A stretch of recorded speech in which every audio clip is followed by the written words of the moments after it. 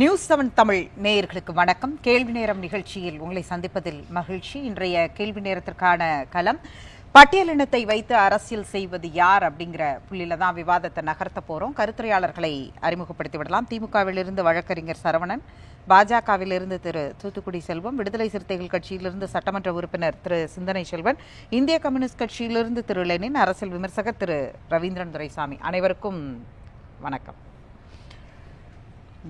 ரவீந்திரன் துரைசாமி, உங்ககிட்ட இருந்து தொடங்குறேன். பட்டியலினத்தை சேர்ந்தவர் ஒருவர் முதல்வராக வேண்டும் அப்படின்னு ஆளுநர் சிதம்பரத்தில் பேசுகிறார். பல்வேறு விஷயங்கள்ல அது கவனிக்கக்கூடிய ஒன்றா இது பேசு பொருளாக மாறி இருக்கிறது. இது தொடர்பாக செய்தியாளர்கள் கேட்ட கேள்விக்கு விடுதலை சிறுத்தைகள் கட்சியுடைய தலைவர் திருமாவளவன் ஒரு பதில சொல்றார். இது தலித்களை அபகரிக்கிற ஒரு சூழ்ச்சியை ஆளுநர் பண்றாரு, அது ஒரு வலதுசாரி கருத்து அது அப்படின்னு முன்வைக்கிறார். இதை எப்படி பார்க்குறீங்க? முதல்ல ஆல் இண்டியா பொலிட்டிக்ஸில் ஒவ்வொரு கட்சிக்கும் ஒவ்வொரு ஸ்ட்ராட்டஜி உண்டு. இப்போ காங்கிரஸ் கட்சி எடுத்துட்டிங்கன்னா upper caste, minority Muslims and தலித்ஸ்ங்கிறதான் அவங்க ஸ்ட்ராட்டஜி. பாஜகவை பொறுத்த அளவில் ஒரு காலத்தில் பிராமின் பனியா பார்ட்டியாக தான் இருந்தது. மோடி அதை பிரைம் மினிஸ்டர் கேண்டிடேட் ஆன பிறகு அப்பர் காஸ்ட் கன்சால்டேஷன் 10% இடஒதுக்கீடு, அப்பர் மென்டாலிட்டி ஓபிசி காஸ்ட்டு, தென் ட்ரைபல்ஸ். 2 ட்ரைபல் சிஎம்மாக இருக்காங்க. ஒன்று சத்தீஸ்கரில் ஒரு ட்ரைபல் சிஎம், இன்னொன்று ஒரிசாவில் ஒரு ட்ரைபல் சிஎம். குறிப்பாக 2 இடமே நான் ட்ரைபல்ஸ் சிஎம்மாக இருந்த இடம் தான்.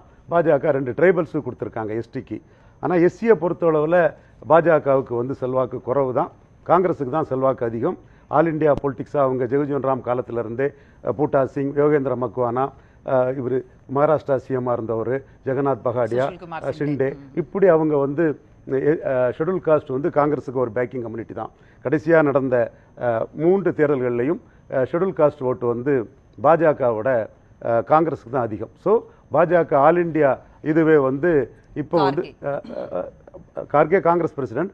ஸோ இதெல்லாம் பார்க்கும்போது நம்மளும் எஸ்சி வாக்கு வீதத்தை அதிகரிக்கணும்னு தான் அவங்க நினைக்கிறாங்க. அதில் அவங்களுக்கு அசியூமிங் பர்சன் கிடையாது. உதித்ராஜ்னு ஒரு எஸ்சியில் உள்ள ஒரு பெரிய லீடரை டெல்லியில் எம்பி ஆக்குனாங்க, அவர் இப்போ இல்லை. அதே மாதிரி ராம்விலாஸ் பாஸ்வான், அவரை வாய்ப்பு கொடுத்தாங்க. தென் சிராக் பாஸ்வான் இப்போ இருக்கிறாரு. ராம்தாஸ் அதவலே, அவர் மகாராஷ்டிராவில் இருக்கிறாரு. ஸோ திருமாவளவன் போன்றவங்களை கூடலாம் முயற்சி பண்ணாங்க கேபினெட் அந்த இதெல்லாம். ஸோ இந்த பல ஷெட்யூல் காஸ்ட் அவுட் சைடு தலைவர்களை தான் ட்ரை பண்ணாங்க. உள்ளுக்குள்ளே கட்சியில் ஷெட்யூல் காஸ்ட் லீடர்ஸ் அவங்கள்ட்ட குறைவாக இருக்கிறாங்க. பட் அதை அவங்க உணர்றாங்க. 240 இடங்கள் வந்ததுனால இந்த ஸ்பேஸை இந்தியா ஃபுல்லாக என்காஸ் பண்ணணும்னு நினைக்கிறாப்புல. கவர்னரோட பேச்சும் அதை மையமாக வச்சு தான் இருக்கதா நான் பார்க்குறேன். இது இப்போ கட்சி தலைவர்கள் அதெல்லாம் தேர்ந்தெடுக்கப்படும் போது அசாண்டேட் காங்கிரஸில் கூட 2 ஷெட்யூல் காஸ்ட் பிரசிடென்ட் இருக்காங்கன்னு நினைக்கிறேன், பிஜேபியில் இல்லை. ஸோ அவங்க ஷெட்யூல் ட்ரைப் காங்கிரஸோடு அதிகமாக இருக்கும்போது ஷெட்யூல் காஸ்ட்லேயும் அதிகம் வரணும்னு ஆல் இண்டியா ஸ்ட்ராட்டஜி தான் இருக்குது. அதை புரிஞ்சுக்கிட்ட கவர்னர் இதை பேசுகிறாரு. தமிழ்நாடு சென்ட்ரிக்காக அதை ஏன் பேசுகிறாருன்னா, பிஜேபியோட ஒரு ஸ்ட்ராட்டஜியில் புகழப்படாத சுதந்திர போராட்ட வீரர்களை போடுவாங்க. அன்ரெப்ரசன்டட் 100% கம்யூனிட்டிஸை சோஷியல் இன்ஜினியரிங் அடிப்படையில் அவங்களே பிக் அண்ட் சூஸ் பண்ணி அதை என்டர்டெயின் பண்ணுவாங்க. அப்படி என்டர்டெயின் பண்ணப்பட்டவர் தான் முருகன். டக்குன்னு எம்எல்ஏ ஆனார், தோத்தாரு, டக்குன்னு தலைவர் ஆனார். 2 தடவை ராஜ்யசபா ஆகி 2 தடவை ராஜ்யசபா ஆகி அமைச்சராக இருக்கிறாரு. எம்ஓஎஸ் ஒரு நல்ல பவர்ஃபுல் போர்ட்ஃபோலியோ கொடுத்துருக்காங்கன்னா அவங்க இதை மைக்ரோவாக பார்ப்பாங்க. தமிழ்நாட்டில் மரத சந்திரசேகர் காங்கிரஸில் அமைச்சராக இருக்காங்க. ஆராசா பவர்ஃபுல் மினிஸ்டராக திராவிட முன்னேற்ற கழகம் சார்பாக ஒரு அசெட்டிவ் மினிஸ்டராகட்டே இருந்தார். மூப்பனார் ஆதரவாளரான அருணாச்சலம் காங்கிரஸுக்குள்ள அவர் தேவேந்திர குல வேளாளர் வகுப்பை சேர்ந்தவர், அவர் அமைச்சராக இருந்திருக்காங்க. அருந்ததியர் பிரிவை சேர்ந்த யாரும் அமைச்சராக இல்லைன்னு போது இவரை மாநில தலைவர் அமைச்சர்னு சொல்லும்போது அந்த கம்யூனிட்டிக்கு பாஜக தான் நம்மளை ரெகனைஸ் பண்ணுறாங்கங்கிற ஒரு சோஷியல் இன்ஜினியரிங்கில் வாக்கு விகிதத்தை உயர்த்ததுக்கான ஒரு ஸ்ட்ராட்டஜி பண்ணுறாங்க. இப்போ கவர்னர் இங்கே பேசுகிறது என்னென்னா, அவர் இமானுவேல் சேகரனார் நினைவிடத்துக்கு ஒரு கவர்னராக ஒரு 4 மாதத்துக்கு முன்னே போயிட்டு வந்தார். இப்போ தலித் முதலமைச்சருங்கிறது ஒரு அடையாளத்துக்காக இங்கே தமிழ்நாடு அரசியலுங்கிறது ஓபிசி டாமினண்டாட்டு, ஓபிசி காஸ்ட் பவர்ஃபுல்லாக இருக்கக்கூடிய ஒரு அரசியல் களமாட்டு தமிழ்நாடு களம் இருக்குது. ஒரு காலத்தில் அப்பர் காஸ்ட் மேலே இருந்தாங்க பிராமின்ஸு. 24 எம்எல்சியில் 23 எம்எல்சி பிராமின்ங்க. அதெல்லாம் பெரியாரே அந்த காலகட்டத்தில் விமர்சனங்களை வச்சுருக்காப்புல. அந்த காலகட்டம் போன பிறகு நான் பிராமின் அப்பர் காஸ்ட். அப்புறம் இப்போ ஓபிசி எல்லா கட்சிகள்லையும் ஒரு டாமினன்ட் பொசிஷனில் இருக்கும்போது கவர்னர் வந்து ஷெட்யூல் காஸ்ட்டுக்கு ஆதரவாக பேசி ஷெட்யூல் காஸ்ட் ஓட்டர்ஸ் இமேஜினேஷனை பாஜக பக்கம் திருப்பதுக்கு முயற்சி பண்ணுறாரு. ஸோ பாஜகவுக்கான ஒரு அப்போ திருமா கரெக்டாக சொல்கிறாருன்றீங்களா? அந்த இதில் வந்து இதுவரை திருமா சைடு உள்ள அம்பேத்கர் ரைட்ஸ் அவங்க பெருசாக ஒன்றும் டச் பண்ணலை. வெங்கடேசன் இருக்கிறாரு, இளையராஜாவுக்கு ஒரு திறமையானவர், இளையராஜா ஜாதி எட்டுலாம் சொல்ல வரல. வெங்கடேசனுக்கு ஒரு கேபினட் அந்தஸ்தில் கொடுத்துருக்காங்க. அவங்க டார்கெட் வந்து இதுவரை இருக்கிறது வந்து அருந்ததியர்களும் தேவேந்திரகுல வேளாளர்களும், பசுவை தெய்வமாக வழங்கக்கூடிய ஒரு சமூகம். ஐஎம் நரேந்திரன், யுவார் தேவேந்திரர்னு அந்த தேவேந்திரகுல வேளாளர்களையும் அருந்ததியர்களும் தான் அவங்க முக்கியமாக பண்ணுறாங்க. பறையர்களை பொறுத்தவரை அவங்க அம்பேத்கர் தலித்ஸாக தான் அவங்க பெரிய அளவில் இருக்கிறாங்க. ஸோ அந்த இடத்துக்குள்ள அவங்களே அதில் எப்படி டிவைட் பண்ணுவாங்கன்னா இந்துத்துவா தலித்ஸு, பகுஜன் தலித்ஸ். இந்துத்துவா தலித்ஸ்னா தேவேந்திரகுல வேளாளர்கள், அந்த ஒரு அப்பர் காஸ்ட் மென்டாலிட்டியை காட்டி பட்டியல் வெளியேறன்னு சொல்லக்கூடிய இந்துத்துவா தலித்ஸை அந்த இடத்துக்குள்ள வருவாங்க. அடுத்தால பகுஜன் தலித்ஸ்னா காங்கிரஸ், பகுஜன் சமாஜ் பார்ட்டி, இந்த மாதிரிப்பட்ட கட்சிகளை இருக்கக்கூடிய குறிப்பாக காங்கிரஸை பின்பற்றக்கூடிய தலித்ஸ். இப்போ நீங்க சொல்ற மாதிரி மாயாவதியாக இருக்கட்டும், அவங்க ஓனா எமர்ஜ் ஆனாங்க. அவங்க ரீஜனல் பார்ட்டியா இருந்து எமர்ஜ் ஆகி தான் அப்புறம் அதை அகில இந்திய பார்ட்டி அப்படின்னு அவங்க மட்டும்தான் தலித்ல அசர்ட்டிவ் லீடரா வந்தது. மற்ற காங்கிரஸ் வந்து நிறைய பேருக்கு மொத்தம் 8 முதலமைச்சர்கள்ல 7 முதலமைச்சர்கள் காங்கிரஸ் தரப்புல இருந்து. பாஜக வந்து ஏன் வந்து இதுவரைக்கும் அந்த புள்ளியை தொடவே இல்லை அப்படின்னு ஒரு கேள்வி இருக்குல்ல. இப்ப வந்து இன்றைக்கு ஒரு செய்தி வந்திருக்கிறது, இந்த மாதிரி டெல்லியில வந்து 12 அந்த சீட்டுகள் வந்து அந்த தொகுதிகளை வின் பண்ணா வந்து தலித் முதலமைச்சர் அப்படிங்கிற இடத்தை நோக்கி ஆர்எஸ்எஸ் விரும்புவதாதான் அந்த செய்தி கூட குறிப்பிடப்படுது. பாஜகவுடைய அதிகாரப்பூர்வ செய்தியா சொல்லல. அப்ப இன்னைக்கு வந்து மெசேஜ் சொல்லி இருக்கிறது ஆளுநர் வந்து பாஜகவுக்கு சொல்லி இருக்கிறாரா இல்ல தமிழ்நாட்டுக்கு சொல்லி இருக்கிறாரா? பாஜக இதுவே வந்து பாஜக ஆல் இந்தியா இதுல தான் அவங்க வர்றாங்க. தமிழ்நாடு சென்றிக்காட்டும் ஓபிசி பவர்ஃபுல்லா இருக்கக்கூடிய ஒரு மாநிலங்கிறதுனால ஃபர்ஸ்ட் பிராமணர்கள் அதிகாரத்தில் இருந்தாங்க, பிராமணர் அல்லாத உயர் வகுப்பினர் அதிகாரத்தில் இருந்தாங்க. இப்போ OBC are more powerful in தமிழ்நாடுங்கிறது அவங்களோட அசஸ்மெண்ட்ல அது இருக்கும். இன்னைக்கு நான் ஏற்கனவே முதல் சுற்றில நான் பேசும்போதே சொன்னேன், ஷெட்யூல் காஸ்ட் ஓட்டு அவங்களுக்கு கம்மி தாங்கிறத நம்ம சொன்னோம். அது அவங்க உணர்றாங்க. ஸோ ஷெட்யூல் காஸ்ட் வாக்கு வங்கி எக்ஸ்பான்ஷன் பண்ண தான் போயிடுறாங்க. இப்போ நம்ம அர்ஜுன் ராம் மேக்வால் போன்றவங்கள்லாம் வந்து ராஜஸ்தான் சிஎம் ஆயிருக்கலாம், எல்லா தகுதியும் படைச்சவர் தான், பிஎம்ஓவில் இருக்கிறாரு, ரொம்ப திறமையான ஒரு அட்டவணை பிரிவு சமூகத்தை சேர்ந்தவர். ஆனால் அவங்க வந்து பஜன்லால் சர்மானி ஒரு பிராமணரை போட்டாங்க, அவரால் மேனேஜ் பண்ண முடியல, 11 சீட்டு அங்கே அடிபட்டிருக்குது. ஸோ காங்கிரஸ் வந்து தலைவராட்டு மல்லிகார்ஜுன கார்கே இருக்கிறதும், பல மாநில தலைவர்களாக காங்கிரஸில் அட்டவணை தலித்துகள் இருக்கிறதும், ஷெட்யூல் காஸ்ட் இருக்கிறதும் அவங்களுக்கு வந்து நேரடி எதிரியான காங்கிரஸுக்கு வந்து அதிக அளவு அந்த அடிப்படையில் இருந்து தான் செல்வ பெருந்தகை இந்த கேள்வி எழுப்புறாரா? பாஜக முதல்ல மாநில தலைவர்களை முதல்ல பட்டியலினத்தில் உருவாக்கட்டும் அப்படின்ற ஒரு கேள்வி. அந்த கேள்வி கரெக்டு தான். நானே அதை ட்ரைபல்ஸ் 2 சீஃப் மினிஸ்டராக இருக்கும்போது ஷெட்யூல் காஸ்ட் சீஃப் மினிஸ்டரும் இல்லை, ஷெட்யூல் காஸ்ட் மாநில தலைவர்களும் இல்லைங்கிறதான் உண்மை.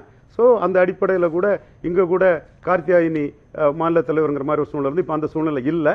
மற்ற மாநிலங்களில் அவங்க கொடுக்காங்களா இல்லையாங்கிறத பொறுத்திருந்து தான் பார்க்கணும். அவங்க உணர்றாங்க நம்ம எதிரி காங்கிரஸுக்கு ஷெட்யூல் காஸ்ட் ஓட்டு அதிகங்கிறத உணர்றாங்க.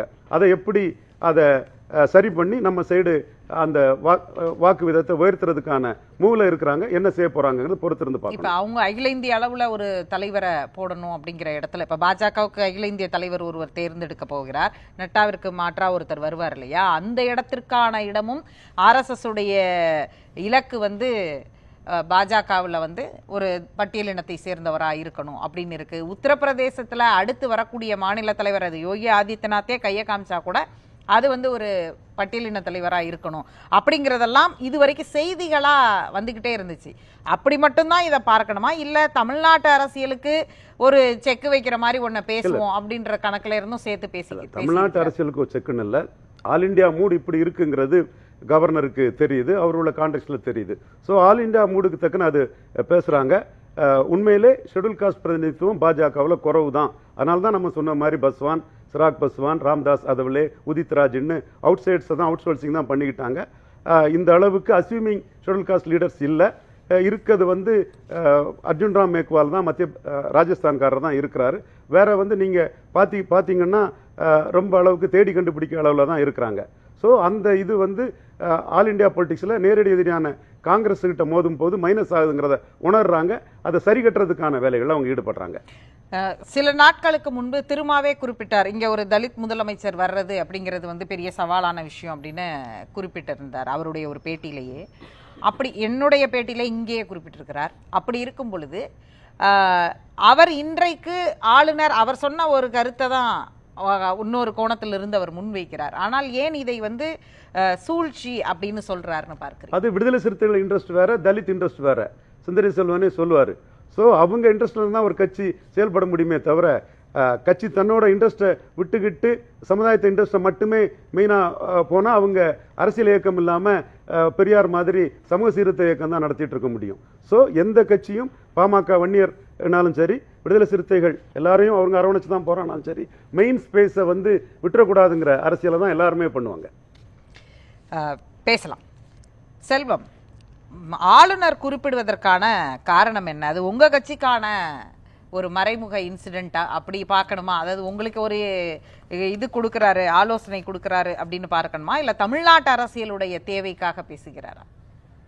நியூஸ் 7 தொலைக்காட்சி நிறுவனத்திற்கு, நெறியாளர் சகோதரிக்கு, என்னுடைய சக பங்கேற்பாளர்களுக்கு, தொழில்நுட்ப கலைஞர்களுக்கு என்னுடைய முதல் வணக்கம். இதில் மேதகு ஆளுநர் அவர்கள் வந்து பாரதிய ஜனதா கட்சிக்காக பேசுகிறாருங்கிற மாதிரி நாம் அவருடைய இதை ஒரு கான்ஸ்டியூஷனல் அத்தாரிட்டிங்கிறது நம்ம எல்லாருக்கும் தெரியும். அவரை ஒரு பாரதிய ஜனதா கட்சியினுடைய பிரதிநிதியாக நம்ம சுருக்க வேண்டாங்கிறது என்னோட கருத்து. ஏன்னு கேட்டிங்கன்னா, பாரதிய ஜனதா கட்சியினுடைய ஐடியாலஜிஸ் எல்லாம் வந்து அதை நிறைய பெரிய தலைவர்கள், மிகப்பெரிய தலைவர்கள் இருக்காங்க. ஆர்எஸ்எஸ் வந்து பாரதிய ஜனதா கட்சியினுடைய தாய் கழகம். இப்போ எங்களுக்கு வழிகாட்டுறதுக்கு மிகப்பெரிய தலைவர்கள் எல்லாம் இருக்கிறாங்க. அதனால் மேதகு ஆளுநர் அவர்கள் வந்து தமிழ்நாட்டினுடைய அரசியல் சட்டத்தினுடைய தலைமை பொறுப்பில் இருக்கிறவங்கிற முறையில் தமிழ்நாட்டில் நடக்கிற இந்த ஆட்சி எப்படி நடக்கணும், இந்த மக்களுக்கு என்ன வழிகாட்டணுங்கிறதுல நீங்கள் பல விஷயங்கள் முன்னால் இருந்த மேதகு ஆளுநர் அவர்கள்லாம் வந்து சிலர் வந்து மாநில அரசோடு ஒத்து போனவர்கள் இருக்கிறார்கள், முரண்பட்டவர்கள் இருக்காங்க. இதில் குறிப்பாக சொன்னீங்கன்னா எஸ்எஸ் பர்னாலா, சுர்ஜித் சிங் பர்னாலாவெல்லாம் கூட மரியாதைக்குரிய டாக்டர் கலைஞர் அவர்களோடு மிக நெருக்கமாக இருந்தவர். 1990 ஆட்சியை கலைக்கணும்னு சொல்லி அன்னைக்கு இருந்த கேர்டேக்கர் கவர்மெண்ட்டு அவர் மரியாதைக்குரிய சந்திரசேகர் தலைமையில் இருந்த கேர்டேக்கர் கவர்மெண்ட்டில் டாக்டர் சுப்பிரமணிய சாமி அவர்கள் சட்ட அமைச்சராக இருந்தார். அப்போது கலைக்கணும்னு சொல்லி ஆளுநர்கிட்ட ஒப்புதல் கேட்கும்போது ஆர்டிகல் 356 பயன்படுத்தி கலைக்கணும்னு சொல்லி ஒப்புதல் கேட்கும்போது கவர்னர் அதை மறுத்தார். அதுக்கு பிறகு தான் வந்து அதர்வைஸுங்கிறத ஒன்றை பயன்படுத்தி கலைச்சாங்க. இப்படி ஆளுநர் அவர்கள் வந்து முன்னாள் ஆளுநர்கள் வந்து முரண்பட்டும் உடன்பட்டும் இருந்திருக்கிறாங்க. இப்போ உங்க பார்ட்டிக்கு சொன்னாதான் அது அவரை வந்து ஒரு கட்சி ரீதியான ஒரு அரசியல் தலைவரா அப்படிங்கிறது. திமுகவுக்கோ அல்லது மற்ற அவங்க கூட்டணி கட்சிகளுக்கு இதை பொருத்தி பார்த்தோம்னா அப்படியான அதுல ஒரு அரசியல் கருத்தா பார்க்க தேவையில்லையா? ஒரு ஒட்டுமொத்தமாவே தலித்து சமூகம்ங்கிறதோட ஒடுக்கப்பட்ட சமூகத்தினுடைய இருந்து ஒருத்தர் வரட்டுமே. நீங்க மரியாதைக்குரிய அண்ணாச்சி ரவீந்திர துரைசாமி அவர்கள் வந்து அகில இந்திய அரசியல்லாம் சொன்னாங்க. நான் தமிழ்நாட்டு அரசியலை சார்ந்து சொல்ற ஒரு விஷயம் சொல்றது என்னன்னு கேட்டீங்கன்னா, நான் சொல்றது காங்கிரஸுக்கு அந்த கிரெடிட்டா நீங்க எடுத்துடாதீங்க. காங்கிரஸை நீங்க 69க்கு முன்னால ஒரு பார்வை பார்க்கணும். 69க்கு பிறகுள்ள காங்கிரஸ் வேற, இந்திரா காங்கிரஸ் வேற, காங்கிரஸ் வேற. அப்போ பெருந்தலைவர் காமராஜர் அவர்கள் முதலமைச்சராக இருக்கும்போது ஐயா கக்கன் அவர்களை உள்துறை அமைச்சராகவே வந்து வச்சிருந்தாங்க. உள்துறை அமைச்சரை பொதுவாக உங்களுக்கு தெரியும், உள்துறை அமைச்சர் பொறுப்பை முதலமைச்சர்கள் தான் வச்சுக்கிறது போல பழக்கம். ஆனால் பெருந்தலைவர் காமராஜர் அவர்கள் தான் ஏன் இந்தியாவில், இது குறிப்பாக தமிழ்நாட்டில் பெருந்தலைவர் காமராஜர் அவர்கள் தான் உள்துறை அமைச்சராக கூட 8 மாநிலங்கள்ல முதலமைச்சர்களா காங்கிரஸ் உடைய முதலமைச்சர்கள் இருந்திருக்கிறாங்க. அப்ப இன்னைக்கு அகில இந்திய தலைவரும் பட்டியலினத்தை சேர்ந்த ஒருத்தரா இல்ல. நான் இன்னைக்கு கேக்குறேன், ஏன் நீங்க ஒரு முதலமைச்சர் ஆக்கல அப்படின்ற ஒரு கேள்வி இருக்குல்ல. காங்கிரஸ்க்கெல்லாம் அந்த கிரெடிட்டை கொடுத்துறாதீங்க அப்படின்னா, காங்கிரஸ் ஏற்கனவே செய்திருக்கிறார்கள் அப்படின்ற இடத்துல இருந்து அதை அவங்க இப்ப சொல்ல மாட்டாங்களா? நீண்ட அனுபவம் கொண்ட சகோதரி நெறியாளர் சகோதரிக்கு தெரியும் உங்களுக்கு. நீங்க திமுக 1949 தொடங்கப்பட்டது. திமுகவில் இதுவரை ஏன் வந்து நீங்க இப்படி கூட சிந்திங்களேன், பட்டியலினத்தை சார்ந்த அந்த கேள்வி அவங்களுக்கான கேள்வி, அது திமுக பதில் சொல்லணும். ஆனா நீங்க உங்ககிட்ட கேட்ட கேள்விக்கு அந்த பால் அங்க தள்ளுறது சரியான ஒண்ணா இருக்காதுல்ல. அது சரவணன் சொல்லட்டும், அந்த கேள்வி சரவணனுக்கும் பாஸ் பண்ணப்படும் அவரோட டேர்ம் வரும் பொழுது. உங்க கட்சியில நீங்க செஞ்சுட்டு அத மற்றவங்களுக்கு சொல்றதுங்கிறது வேற இல்ல. எல்லோருக்கும் எல்லாம்ங்கிறத நீங்க குறிப்பிட்ட பட்டியலின சமூகம், அப்பர் காஸ்ட் அதெல்லாம் இப்படிலாம் பேசிக்கிட்டு இருக்கிறத விட பிராமின் நான் பிராமின் இப்படிலாம் பேசிக்கிட்டு இருக்கிறத விட பாரதிய ஜனதா கட்சியை பொறுத்தவரையில் மரியாதைக்குரிய மாண்புமிகு பிரதமர் அவர்கள் தமிழ்நாட்டோட நீங்க கணக்குல எடுத்துக்கிட்டீங்கன்னா கூட தமிழ்நாட்டுல இதுவரைக்கும் இருந்த முதலமைச்சர்கள் எல்லாருமே ஏதோ ஒரு வகையில சிறுபான்மை சமூகத்தை கம்யூனிட்டியை ரெப்ரசன்ட் பண்ண சொல்லுங்க, அந்த கம்யூனிட்டியை ரெப்ரசன்ட் பண்ணவங்களா தான் இருந்திருக்காங்க. அப்படி கூட நம்ம சொல்ல முடியல. அந்த கணக்கு அந்த பெஞ்ச் மார்க்லயும் செட் ஆகலையே. தலைப்பை நீங்க இன்னும் கொஞ்சம் வேறு திசையில மாத்திக்கிட்டு போயிட வேண்டாம். ஏன்னு கேட்டீங்கன்னா இது ஒடுக்கப்பட்ட சமூகம், குறிப்பாக தலித் சமூகத்தை சார்ந்த ஒருவருக்கு முதலமைச்சராக வர வேண்டும். அந்த மக்கள் இன்னும் அதற்கான தேவை, அந்த மக்களுக்கு அந்த சமூகத்தை இன்னும் உயர்த்தி பிடிக்க வேண்டிய தேவை இருக்கிறதுன்னு சொல்லி மேதக ஆளுநர் சொன்னதாகத்தான் நாங்க கருதுறோம். அதே நேரத்தில் இதற்கு ஒரு அரசியல் சாயம் பூசி இதை பாரதிய ஜனதாவுக்கு ஆதரவாக அவர் பேசியதாக சொல்லுவதை விட சொல்றது மரியாதைக்குரிய அண்ணன் திருமாவளவன் அவர்கள் கூட அரசியல் சூழ்ச்சிங்கிறார். இது ஒரு வலதுசாரி ஆதரவாளரோட கருத்து மாதிரி இருக்கு, ஆளுநரோட கருத்து மாதிரி இல்ல அப்படின்ற. நீங்களே முன்னுரையில சொன்னீங்க, அண்ணன் திருமாவளவனே சொன்னாரு, ஒரு தலித் முதலமைச்சர் ஆகக்கூடாதா, துணை முதலமைச்சர் ஆகக்கூடாதான் சொல்லி அவர் கேட்டவர். இப்போ சமீபத்துல கேட்டவர். அதுக்கு பிறகு அவருடைய நிலையை மாத்திக்கிட்டாரு. நிலையெல்லாம் மாத்திக்கல. இல்ல, அதுக்கு அவர் ஒரு கருத்து சொன்னாரு. இல்ல, அதுக்கான வாய்ப்பு இல்ல அப்படிங்கறத நான் என்ன சொல்றேன்னா, வாய்ப்பு இல்ல, நான் என்ன கேளுங்க, திமுக கூட்டணியில் இருந்து கொண்டு அதுக்கான வாய்ப்பு இல்ல. அது அண்ணன் திருமாவளவன் அவர்களுக்கு நல்லா தெரியும். அததான் தமிழ்நாட்டு அரசியல் கூட்டணியில வாய்ப்பு இல்லன்னு குற்றம் சுமத்த முடியுது, அது ஒரு புகாரா சொல்ல முடியுது. அவருக்கு ஏன் பாஜக இத்தனை மாநிலங்கள்ல ஆண்டு கொண்டிருக்கிற மாநிலங்கள்ல அதை செய்யல, ஏன் மாநில தலைவரா ஆக்கல? காங்கிரஸோட ஒப்பிடும் பொழுது இந்த லெவல்ல அவரே சொல்றாரு, ரவீந்திரன் துரைசாமி, வாக்கு வங்கியில தொடங்கி அனைத்துலயுமே பட்டியலினத்துடைய வாக்கு வங்கி குறைஞ்சிருக்குன்றத சொல்றாரு இல்லையா? எனக்கு முன்னால பேசின அண்ணன் ரவீந்திரன் துரைசாமி அவர்கள் சொன்னாங்க, அது மாதிரியே பாரதிய ஜனதா கூட்டணியில அடல் பிகாரி வாஜ்பாய் அவர்கள் பிரதமராக இருக்கும்போது தான் தலித் எழில்மலைங்கிறவங்கள பாட்டாளி மக்கள் கட்சி கூட்டணியா இருக்கும்போது பாட்டாளி மக்கள் கட்சியினுடைய சார்புல அந்த அமைச்சராக்குனாங்க. அதையும் நீங்க தயவு செய்து மறந்துடாதீங்க. பாரதிய ஜனதா கட்சியை பொறுத்த வரைக்கும் ஜாதி மதங்களுக்கு அப்பாற்பட்ட கட்சியாக இன்னைக்கு சமீப காலங்களில் ஏற்கனவே நீங்க என்னன்னு கேட்டீங்கன்னா, பார்ப்பனிய சமூகத்துக்கு ஆதரவானவர்கள், மேல்தட்டுக்கு ஆதரவானவர்கள் தோற்றம் இருந்து பாருங்க. அதையெல்லாம் உடைத்து விட்டு இன்றைக்கு மூன்றாவது ரெஜிம்ல 10 சென்ட்ரல் மினிஸ்டர்ஸ் தலித் பட்டியலினத்தை சேர்ந்தவங்க இருக்கிறாங்க, 5 சிறுபான்மையினர் இருக்கிறாங்க. நீங்க சொன்ன ஜாதி மதத்துக்கு அப்பாற்பட்டதுல ஒரு இஸ்லாமியர் கூட இல்ல. நான் ஒரே ஒரு சகோதரி ஒண்ணு நீங்க மறந்துட்டீங்க. ராம்நாத் கோவிந்த் அவர்கள் மேதகு குடியரசுத் தலைவராக இருந்தார். இன்றைக்கு இருக்கிற குடியரசுத் தலைவர் மரியாதைக்குரிய திரௌபதி முர்மு அவர்களும் இன்னும் சொல்ல போனீங்கன்னா அவங்க பழங்குடியின சமூகத்தை சார்ந்தவங்க. இத காங்கிரஸ் செய்ய தவறியது. நீங்க நல்லா கவனிச்சுக்கணும். நீங்க காங்கிரஸோட எங்களை கம்பேர் பண்றதுனால சொல்றேன். ஏன் காங்கிரஸ்ல இல்லையா என்ன, அவங்க காலகட்டங்கள்ல இல்லையா என்ன? ஒரே ஒரு விஷயம் நீங்க மறந்துடாதீங்க. ஒரே ஒரு நிமிஷம், நான் இல்ல அதுக்கு இல்ல, நான் காங்கிரஸ் ஒரு காலத்துல நீலம் சஞ்சீவ ரெட்டி அவர்கள் காங்கிரஸ் கட்சியினுடைய அதிகாரப்பூர்வ வேட்பாளர் நிற்கும் போது விவி கிரி என்கிற பிராமண சமூகத்தை சார்ந்தவரை போட்டி வேட்பாளராக மரியாதைக்குரிய அம்மையார் இந்திரா காந்தி அவர் நிறுத்தி அதுலயும் டாக்டர் கலைஞர் அவர்களுடைய ஆதரவையும் பெற்று வெற்றி பெற செஞ்சாங்க. விவி கிரி ஜெயிச்சாரு. நீலம் சஞ்சீவ ரெட்டிங்கிற ஒரு பிற்பட்ட சமூகத்தை சார்ந்தவர் தோற்கடிக்கப்பட்டாரு. இதனால ஒண்ணு கேளுங்களேன், அவங்க தான் யாராவது ஒருத்தர் நாங்கள் தான் ஒடுக்கப்பட்டவர்களுக்கு பிற்பட்டவர்களுக்கு நாங்க தான் இப்ப ஆளுநர் சொல்றாருல, அத நீங்க முதல்ல அமல்படுத்திட்டு தானே மற்ற கட்சிகள்ல இருக்கிற ஆளுநர் அரசியல் சட்டத்தினுடைய தலைமை பொறுப்புல, அரசியல் சட்ட தலைமை பொறுப்புல அதிகாரத்தில் இருக்கிறவர். அவருக்கு பிஜேபியோட அவர் மெம்பர் கிடையாது, பாரதிய ஜனதா கட்சியோட தமிழ்நாடு தலைவர் கிடையாது, தமிழ்நாட்டினுடைய பாரதிய ஜனதா கட்சியை காப்பாற்ற வந்த பிதாமகர் கிடையாது. நீங்க நல்லா கவனிச்சுக்கிடுங்க. ஆளுநர் மேதக ஆளுநர் அவர்கள் மத்திய அரசுக்கும் மாநில அரசுக்குமான இணைப்பு பாலமாக இருக்கிறவர். அரசியல் சட்ட தலைவர்ங்கிற முறையில் figure cut of the government ஆளுநர் தான், அது எல்லாருக்கும் தெரிஞ்ச விஷயம். அந்த முறையில் தமிழ்நாட்டில் நடக்கிற நிகழ்ச்சிகளின் எல்லாவற்றையும் தொகுத்து பார்த்து இங்கே ஒரு ஒடுக்கப்பட்ட சமூகத்திலே இருந்து, தாழ்த்தப்பட்ட சமூகத்திலே இருந்து ஒருவர் முதலமைச்சராக வருவார். அப்ப அங்கேயே அரசியல் கருத்து வரக்கூடாதுல்ல? நீங்க சொல்ற மாதிரி கான்ஸ்டிடியூஷனல் ஹெட் அவர் ஏன் அப்ப தமிழ்நாட்டு அரசியலுக்கு மட்டும் அரசியல் சார்ந்த கருத்துக்களை சொல்லணும்னு? இப்போ திராவிட முன்னேற்ற கழக தலைவர் தான் மரியாதைக்குரிய மாண்புமிகு அதாவது நீங்க என்ன சொல்ல வரீங்க? ஆனா எனக்கு முதலமைச்சர் அவரு பாஜகவிற்கான பிதாமகர் இல்ல, திமுக கூட்டணிக்கும் திமுகவுக்கும் ஆலோசனை சொல்லக்கூடிய பிதாமகர் அப்படின்னு சொல்லணுமா? திமுகவுக்கு சொல்றாங்கன்னு சொல்றாதீங்க, தமிழ்நாட்டு மக்களுக்கு சொல்றாங்கன்னு சொல்லுங்க. நீங்க இன்னைக்கு இருக்கிற மாண்புமிகு முதலமைச்சர் திரு மு.க. ஸ்டாலின் அவர்கள் திமுக தலைவர்.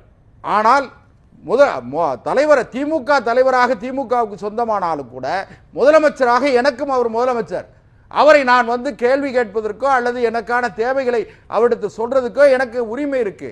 அதுக்கு பதில் சொல்ல வேண்டிய பொறுப்பும் கடமையும் முதலமைச்சருக்கு இருக்கு. காங்கிரஸ் ஏற்கனவே ஒரு ரோடு மேப் போட்டு வச்சிருச்சு. இந்த குறிப்பிட்ட பிரச்சனையில அவங்க எல்லா விஷயத்திலையும் வந்து மாநில தலைவர்ல தொடங்கி அகில இந்திய தலைவர்ல தொடங்கி இல்ல குடியரசுத் தலைவர் சொன்னதுல இருந்து இப்ப உங்களுக்கு அதுக்கு கவுண்டர் நரேஷனுக்கு தேவைப்படுது. அதனால இப்ப இந்த அஜெண்டாவுக்கு நீங்க வரீங்க.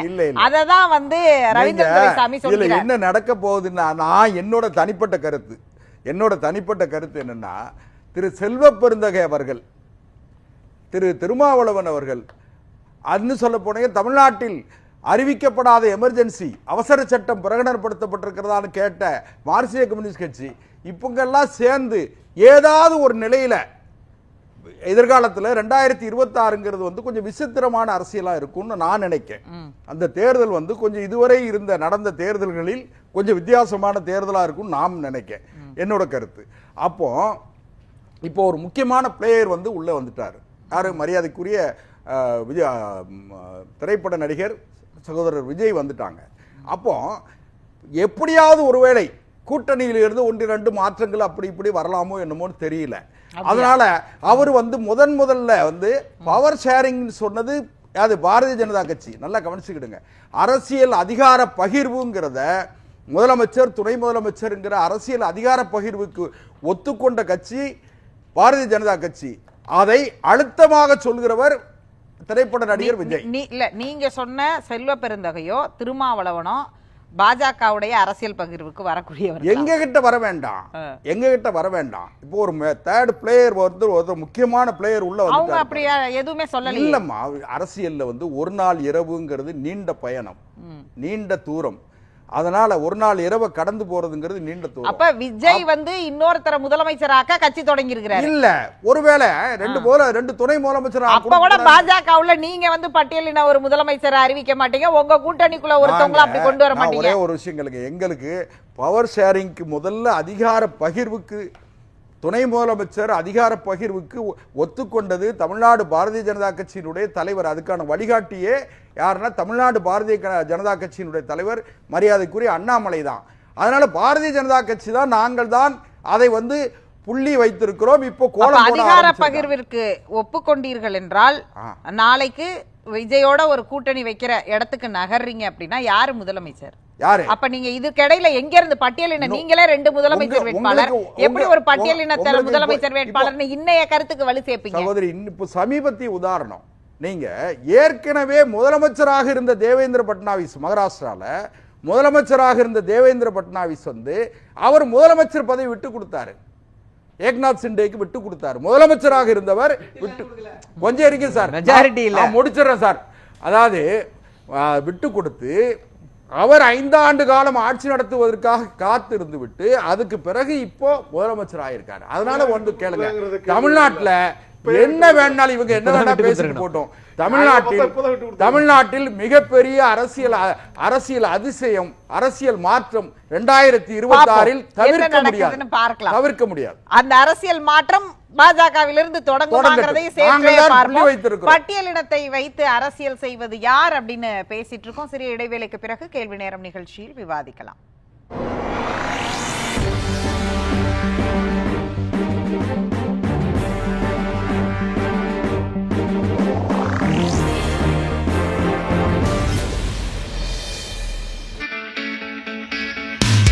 உங்கள் நியூஸ் 7 தமிழின் புதிய பரிணாமம்.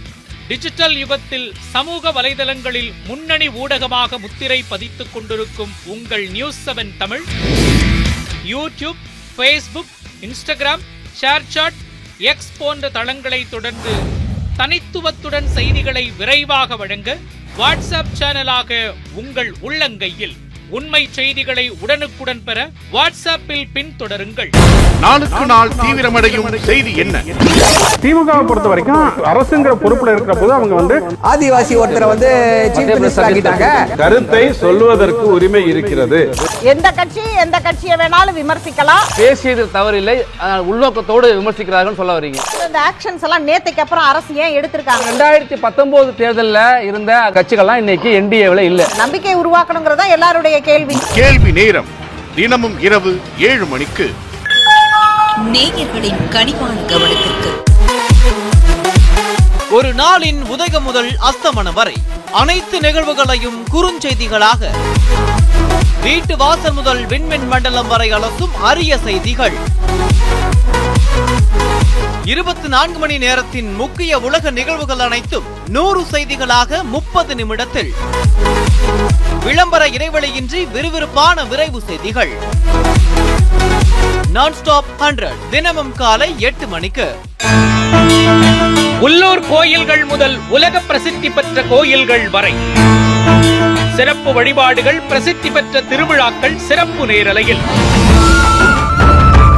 பல்வேறு கோவில்களில் நடைபெறும் அனைத்து நிகழ்ச்சியும் தொகுப்பாக, ஆன்மீக செய்திகள் என அனைத்தும் உங்கள் உள்ளங்கையில். நியூஸ் 7 தமிழ் பக்தி ஆன்மீக பயணத்தின் டிஜிட்டல் முகவரி.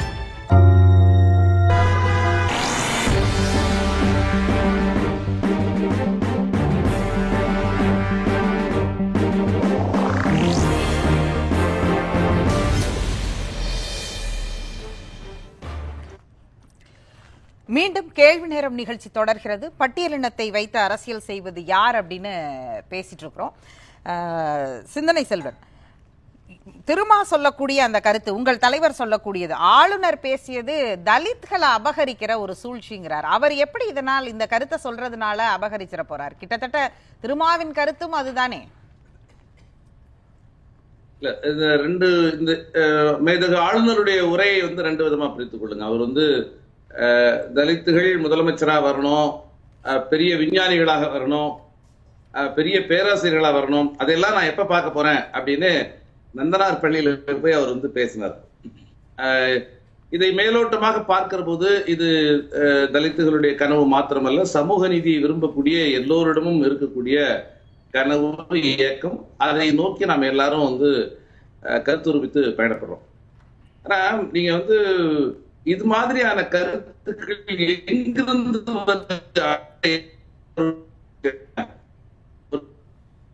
முடியாது.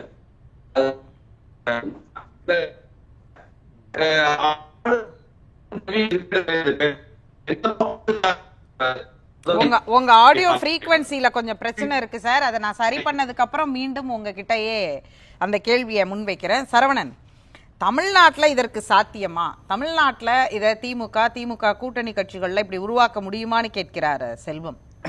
இல்லை இப்போ ஆளுநர் எந்த சித்தாந்தத்தை ரெப்ரசன்ட் பண்ணுறாரு அப்படின்னா, ஆரிய சித்தாந்தத்தை ரெப்ரசன்ட் பண்ணக்கூடியவர் அவர். பாஜகவில் இருந்து கொண்டு நாங்கள் ஒடுக்கப்பட்ட மக்களுக்காக குரல் கொடுக்கிறோம் அப்படின்னு சொல்லி யாராவது சொன்னாங்க அப்படின்னா, அவர்களுடைய வாதத்தை இல்லை அவர்களுடைய அந்த குரலை எப்படி எடுத்துக்கொள்வது அப்படின்றது தான் மிக மிக முக்கியமான கேள்வியாக வரும். பாஜக என்ன அப்படின்னா, ஃபஸ்ட்டு அந்த அடையாள அரசியல் பேசும்போது கரெக்டாக சொன்னார். கண்டிப்பாக இதை சொல்லுவார்னு நினச்சா அதை தான் சொல்லியிருக்காரு. நாங்கள் பிரசிடெண்ட் ஆக்கிட்டோங்க, ஒரு பட்டியலினத்தை சார்ந்தவரை பிரசிடெண்ட் ஆகணும், பழங்குடி இனத்தை சார்ந்தவரை பிரசிடெண்ட் ஆகணும் அப்படின்னாங்க. சூப்பர், வெரி குட், வாழ்த்துக்கள். இந்த பழங்குடி இனத்தை சார்ந்த அவங்களுக்கு உரிய மரியாதையை கொடுத்தாங்களா? பாராளுமன்றம் துவக்கப்பட்டது, புதிய பாராளுமன்றம் எங்கே வரவே இல்லை. அவங்க அழைப்பு கொடுக்கப்பட்டதா இல்லையான்றதே தெரியல நமக்கு. ஸோ ஒரு முக்கியமான கேள்வி நீங்கள் கொடுத்துட்டீங்க. என்ன சொல்கிறாங்க? அப்போ என்ன சொல்ல வராங்க? உங்களுக்கு நாங்கள் உங்களை ஜனாதிபதியாக கூட ஆக்குவோம், ஆனால் திறப்பு விழாவிற்கு கூப்பிட மாட்டோம். இது நடந்தது. ராமர் கோயில் திறப்பு விழா நடந்தது. இந்தியாவுடைய முதல் குடிமகள், ஏன் கூப்பிடல? மற்ற பெண்கள் இருந்தாங்க அங்கே, ஏன் அவங்கள கூப்பிடல? அதே போல் நம்முடைய முன்னாள் பிரதமர் பிரசிடென்ட் ராம்நாத் கோவிந்த் அவர் பூரி ஜெகநாதர் கோயிலுக்கு போகிறாரு. அங்கே அவருக்கு உள்ளே விடலைன்னு சொல்லி அது ஒரு பெரிய சர்ச்சையாச்சு. அப்போ வந்து யாராவது பாஜகவில் இருக்கக்கூடியவர்கள் வந்து ராம்நாத் கோவிந்துக்கு ஆதரவாக பேசினாங்களா? அங்கிருந்து அப்படி ஒரு சம்பவமே நடக்கலைன்னு சொல்லி மறுப்பறிக்கை தான் வெளியே வந்தது. இதுதான் பாஜக வந்து பட்டியலினத்தை சார்ந்தவர்களுக்கும் பழங்குடியின மக்களுக்கும் செய்யக்கூடிய சகாயம். அதே கேள்வி சமூக நீதி பேசக்கூடிய தமிழ்நாட்டு மண்ணில் ஏன் இது நடக்கல இது வரைக்கும் அப்படின்னு ஒரு கேள்வி. இல்ல அதாவது எப்படின்னா, இங்க சமூக நீதியில யார் முதல்வர் அப்படின்றது முக்கியம் இல்லை, அவர் எந்த சமூகத்தை சார்ந்தவர் அப்படின்றது முக்கியம் இல்லை. இங்க பட்டியலின மக்கள் எப்படிப்பட்ட மேம்பாடை அடைந்திருக்கிறார்கள் அப்படின்றது தான் மிக மிக முக்கியம். இன்னைக்கு பார்த்தீங்க அப்படின்னா தமிழ்நாட்டில் தான் வந்து பட்டியலினத்தை சார்ந்த தொழில் முனைவோர் வந்து நிறைய பேர் இருக்காங்க, பட்டம் படித்தவர்கள் நிறைய பேர் இருக்காங்க, பெண்கள் அதே இனத்தை சார்ந்த பெண்கள் நிறைய பேர் வந்து தொழில் முனைவோர்களாக இருக்கிறார்கள். ஸோ இப்படிப்பட்ட வளர்ச்சியை யார் முதல்வராக இருந்தாலும் இப்படிப்பட்ட வளர்ச்சியை கொடுத்திருக்கக்கூடிய ஒரே மாநிலம் தமிழ்நாடு. காரணம் என்ன? இங்கே நம்ம பின்பற்றக்கூடிய இந்த சமூக நீதி கொள்கை.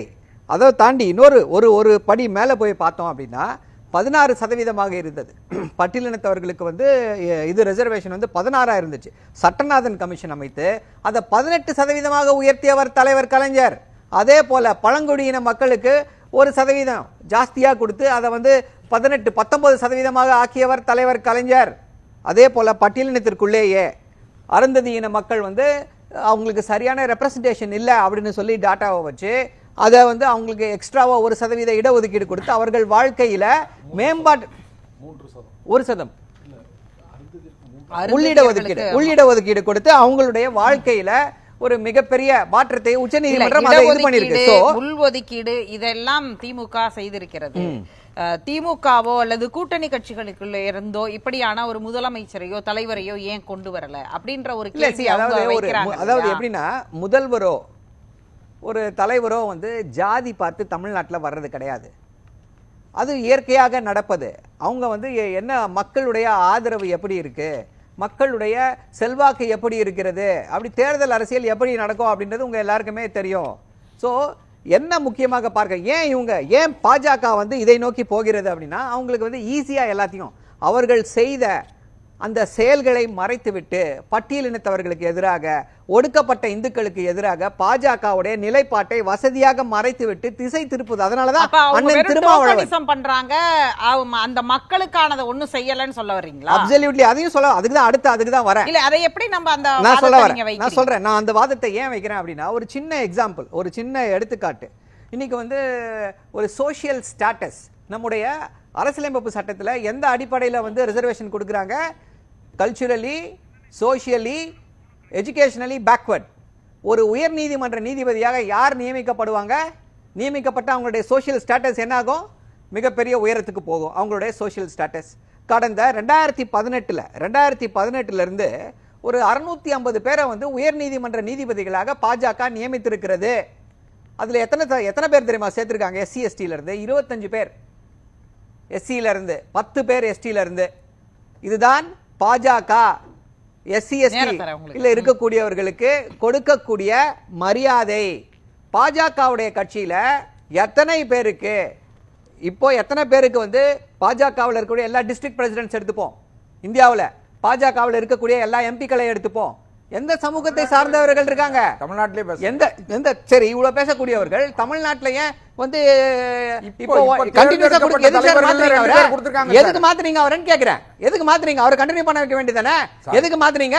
அப்ப உங்களுக்கு அக்கறை இல்லைன்னு அர்த்தமா? சென்ட்ரல் மினிஸ்டர் இல்லைங்க, தமிழ்நாடு பாஜகவிற்கு தலைவர்.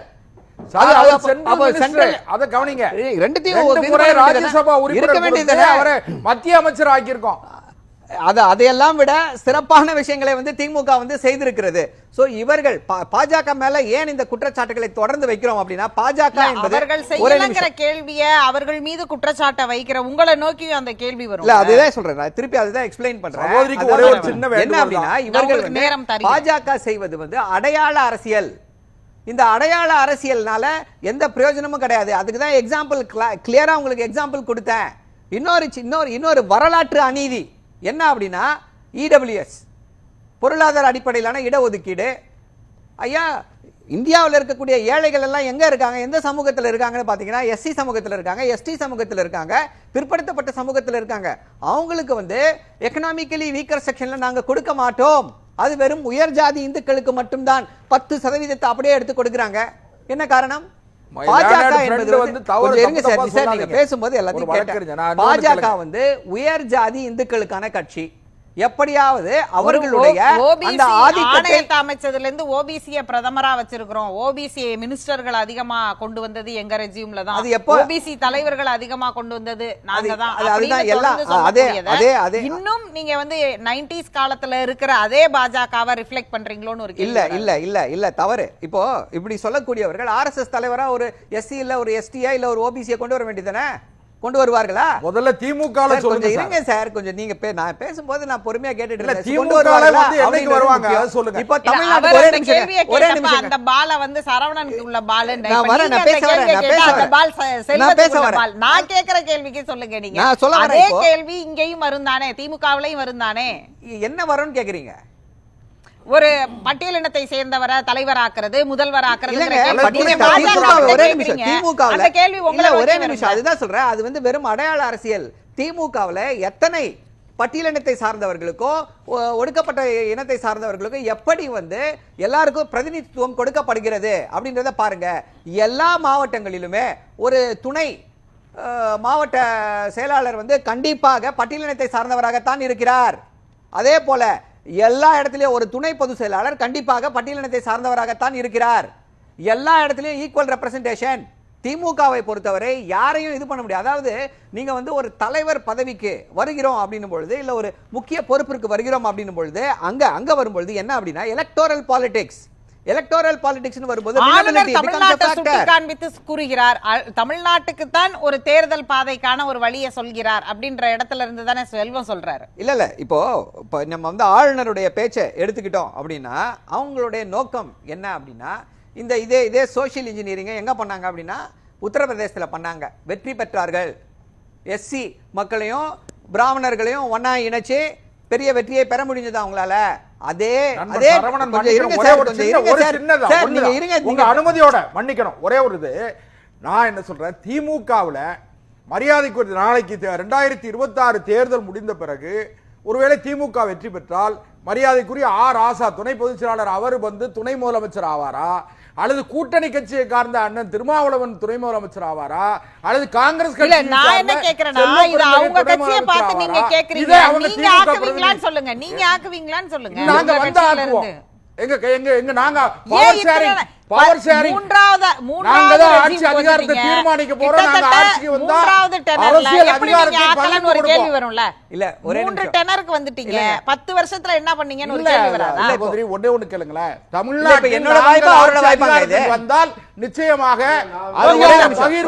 ஒரே நிமிஷம் என்ன அப்படின்னா ஒரே நிமிஷம்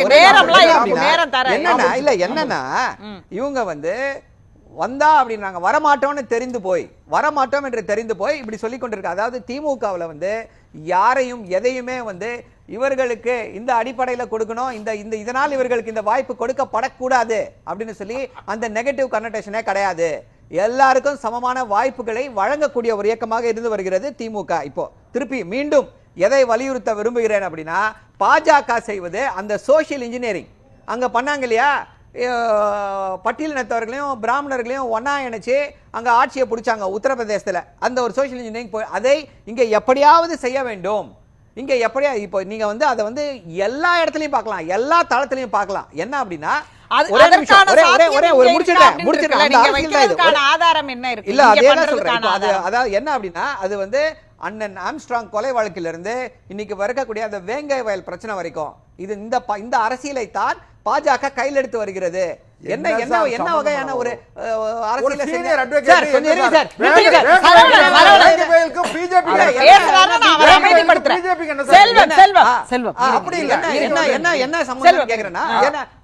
இதுவரைக்கும் என்ன சொல்லிட்டே இருந்தாங்க, வேங்கை வயல்ல எங்களால எதையுமே கண்டுபிடிக்க முடியல, திமுக சரியில்லை, கண்டுபிடிச்சு முடிச்ச உடனே இதை ஏற்றுக்கொள்ள முடியாது, செய்ய முடியாதுன்றாங்க. அதே போலதான் அண்ணன் ஆம்ஸ்ட்ராங் கொலை வழக்கில் என்ன குற்றச்சாட்டை வைத்தார்கள், அவர் ஒரு தலித் என்பதால் கொலை செய்யப்பட்டார் அப்படின்னாங்க. ஐயா இல்ல ஐயா, விசாரணை நடந்து முடிஞ்சிருச்சு, அப்படிப்பட்ட ஒரு சம்பவம் தமிழ்நாட்டில் நடக்காதுன்னா அதை ஏற்றுக்கொள்ள மறுக்கிறார்கள். இதுதான் பாஜக செய்யக்கூடிய மட்டகரமான அரசியல். சிந்தனை செல்வன், உங்க தொடர்பு மீண்டும் சரியாயிடுச்சுன்னு நினைக்கிறேன். நீங்க ஏற்கனவே தொடர்ந்து சொல்லிட்டு இருந்தீங்க, நான் வைத்த கேள்விதான், ஏன் உங்களுடைய தலைவர் இத தலித்துகளை அபகரிக்கிற சூழ்ச்சி, இதுல ஆளுநருக்கு என்ன லாபம் இருக்க போகுது, அவர் எப்படி அபகரிப்பார்னு நீங்க பார்க்கறீங்க, எதன் அடிப்படையில் அதை குறிப்பிடுகிறார் திருமா? உங்க ஆடியோ ஆளுநர் மாளிகையில ஆடியோ கிளியரா இருக்குங்களா? இப்ப இருக்கு, சொல்லுங்க. புரட்சியாளர் அம்பேத்கருடைய திருவுருவச்சிலையை ஒரு 2 ஆண்டுகளுக்கு முன்னாடி ஆளுநர் மாளிகையில மேதகு ஆர்.என். ரவி அவர்கள் திறந்து வைத்தாங்க. அப்படி திறந்து வச்சப்ப அவர் பேசின உரை என்பது மிக முக்கியமானது. புரட்சியாளர் அம்பேத்கர் 1932 முன்வைச்ச இரட்டை வாக்குரிமை என்கிற அந்த முழக்கம் பிரிட்டிஷாருடைய சூழ்ச்சி அப்படின்னு சொன்னார். அம்பேத்கருடைய மிக அடிப்படையான ஒரு கோரிக்கையே நேரடியா அம்பேத்கரை தாக்குவதற்கு பதிலாக அந்த பிரிட்டிஷாருடைய சூழ்ச்சி, அந்த சூழ்ச்சி வலையை முகமது அலி ஜின்னாவை நோக்கி அவர்கள் நகர்த்தினார்கள். ஆனால் அது ஈடுபடல என்று சொல்லி அதை கடந்து போனவர் புரட்சியாளர் அம்பேத்கருடைய அந்த எலக்டோரல் ரெப்ரசன்டேஷன் இந்த மைனாரிட்டிஸ்க்கு வரணும், எங்களை ஒரு கல்ச்சுரல் மைனாரிட்டியா நீங்க அங்கீகரிக்கணும் என்று சொன்ன அந்த கோரிக்கையே பிரிட்டிஷாருடைய சூழ்ச்சி என்று சொல்லி ஒரு திரிபுவாதத்தை முன்வைத்தவர் தான் ஆர்.என். ரவி என்பதை நம்ம புரிந்து கொள்ளணும்.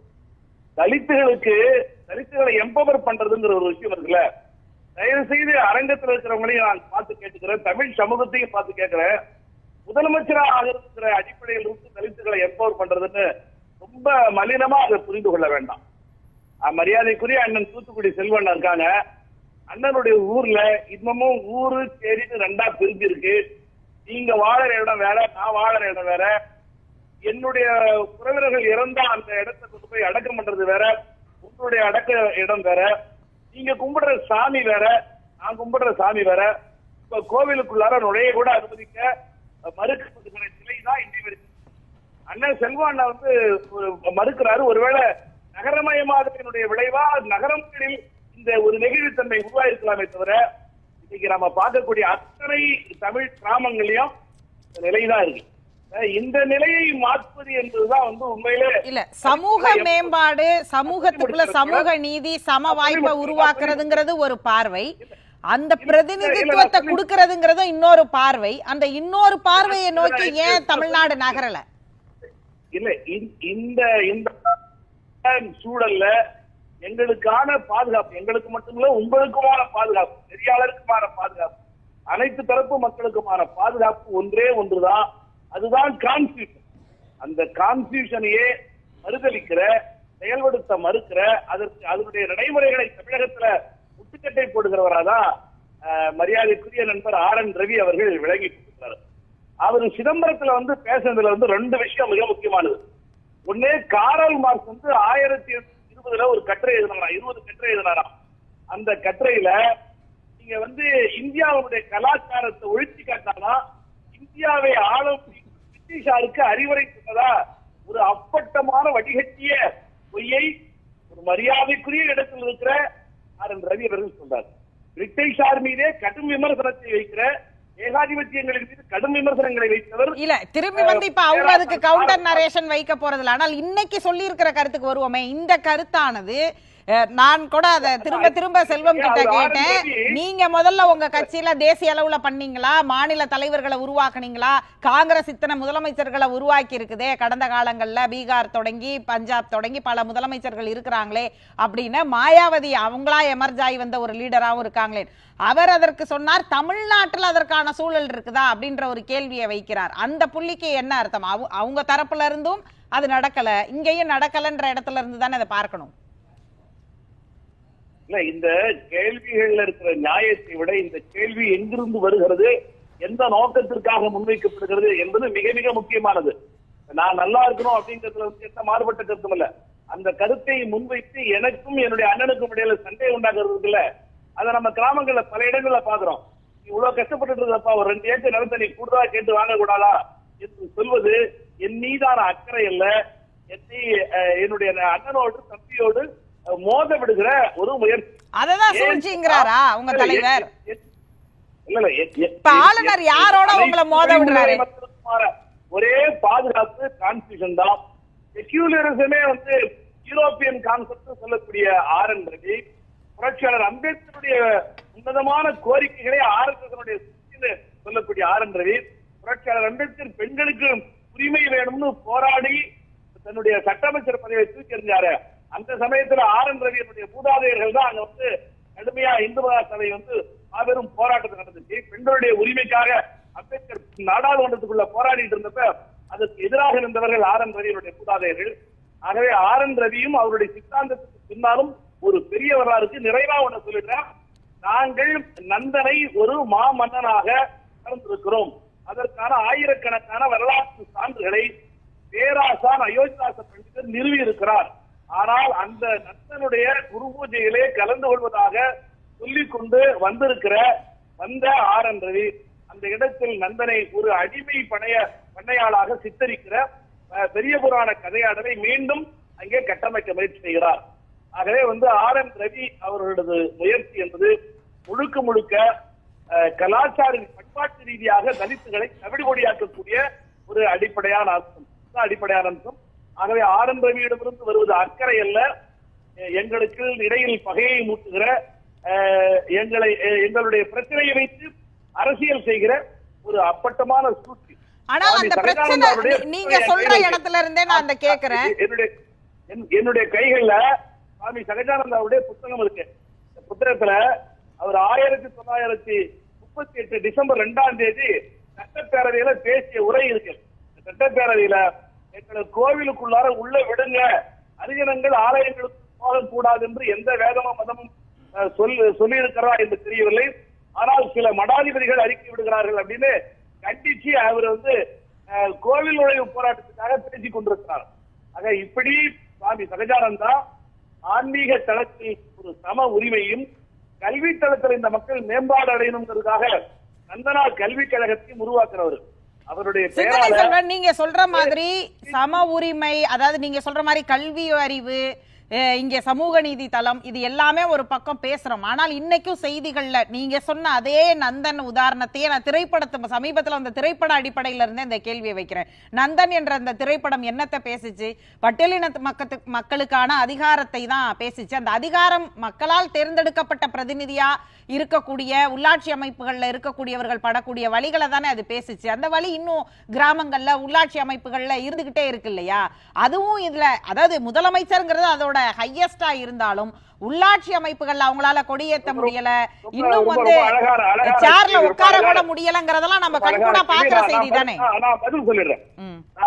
ஒரு ஆயிரக்கணக்கான ஆண்டு காலமா இந்த மண்ணில இந்த மண்ணின் பூர்வகுடிகள் ஒரு ஆகச்சிறந்த மெய்யியல் மரபை முன்னெடுத்தார்கள் என்பதற்காக, சமத்துவ மரபை முன்னெடுத்தார்கள் என்பதற்காக, பிறப்புக்கும் எல்லா உயிர்க்கும் என்கிற சமநிலை தத்துவத்தை முன்னெடுத்தார்கள் என்பதற்காக அவர்கள் வீழ்த்தப்பட்டார்கள் என்பதுதான் அயோத்திதாச பண்டிதரும் புரட்சியாளர் அம்பேத்கரும் சொல்ற செய்தி.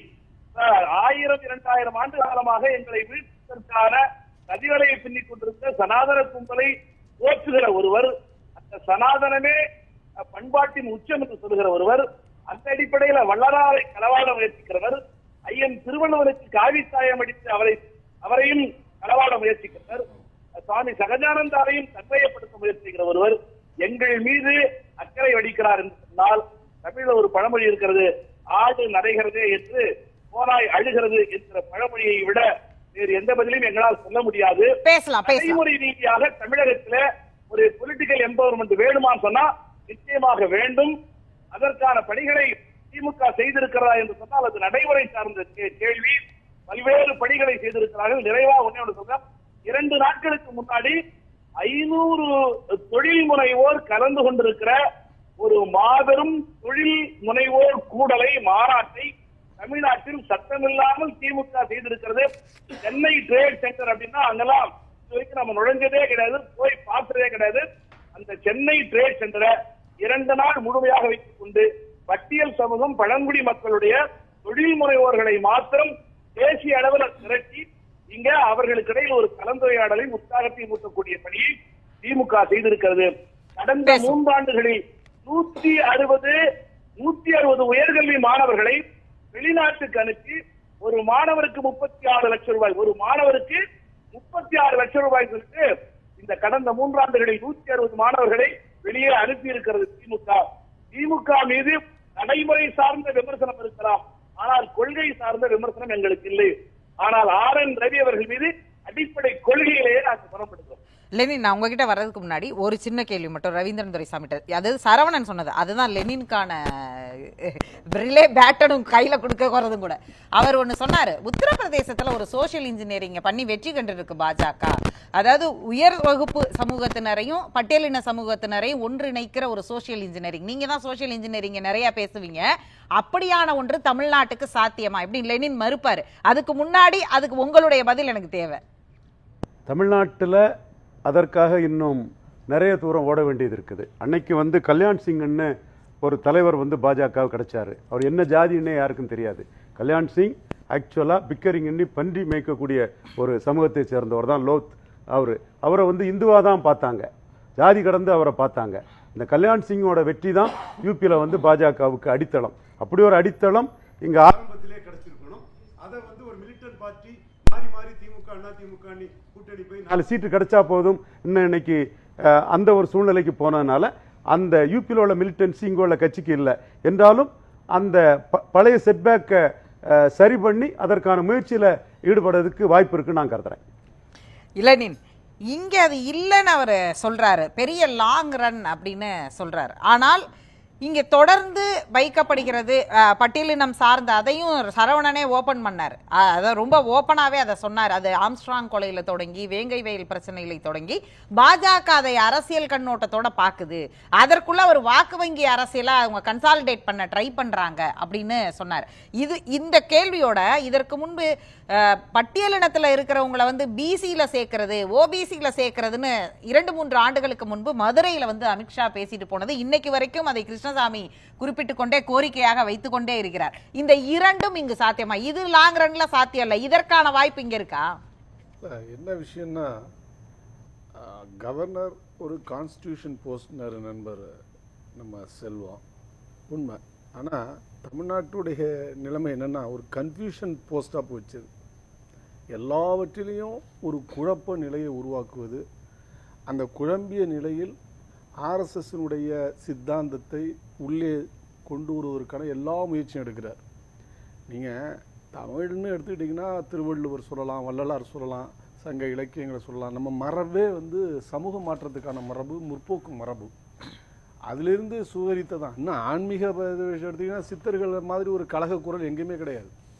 சாதி பிரிவுக்கு எதிராக சித்தர்கள் முழங்கிய முழக்கத்தை விடவா? அதனுடைய தொடர்ச்சியாக தான் திராவிட இயக்கம், இடதுசாரிகள் இயக்கம், தலித்திய இயக்கங்கள், முற்போக்கு இயக்கங்கள்லாம் முகிழ்ந்து இன்னைக்கு வந்துகிட்டு இருக்கு.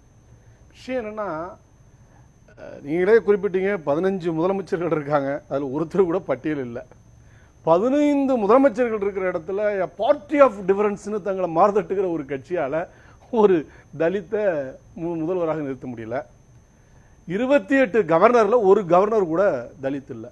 நான் இப்போ இவர் சொன்னார்ல, தமிழ்நாட்டுக்கு ஒரு தலித் கவர்னர் வேணும், இவர் விலகி ஒரு ஆளை போடுங்களேன், அதை வழிவிட்டார்னா அவரை மதிக்கலாம். நம்ம அதுக்கு தயாரா?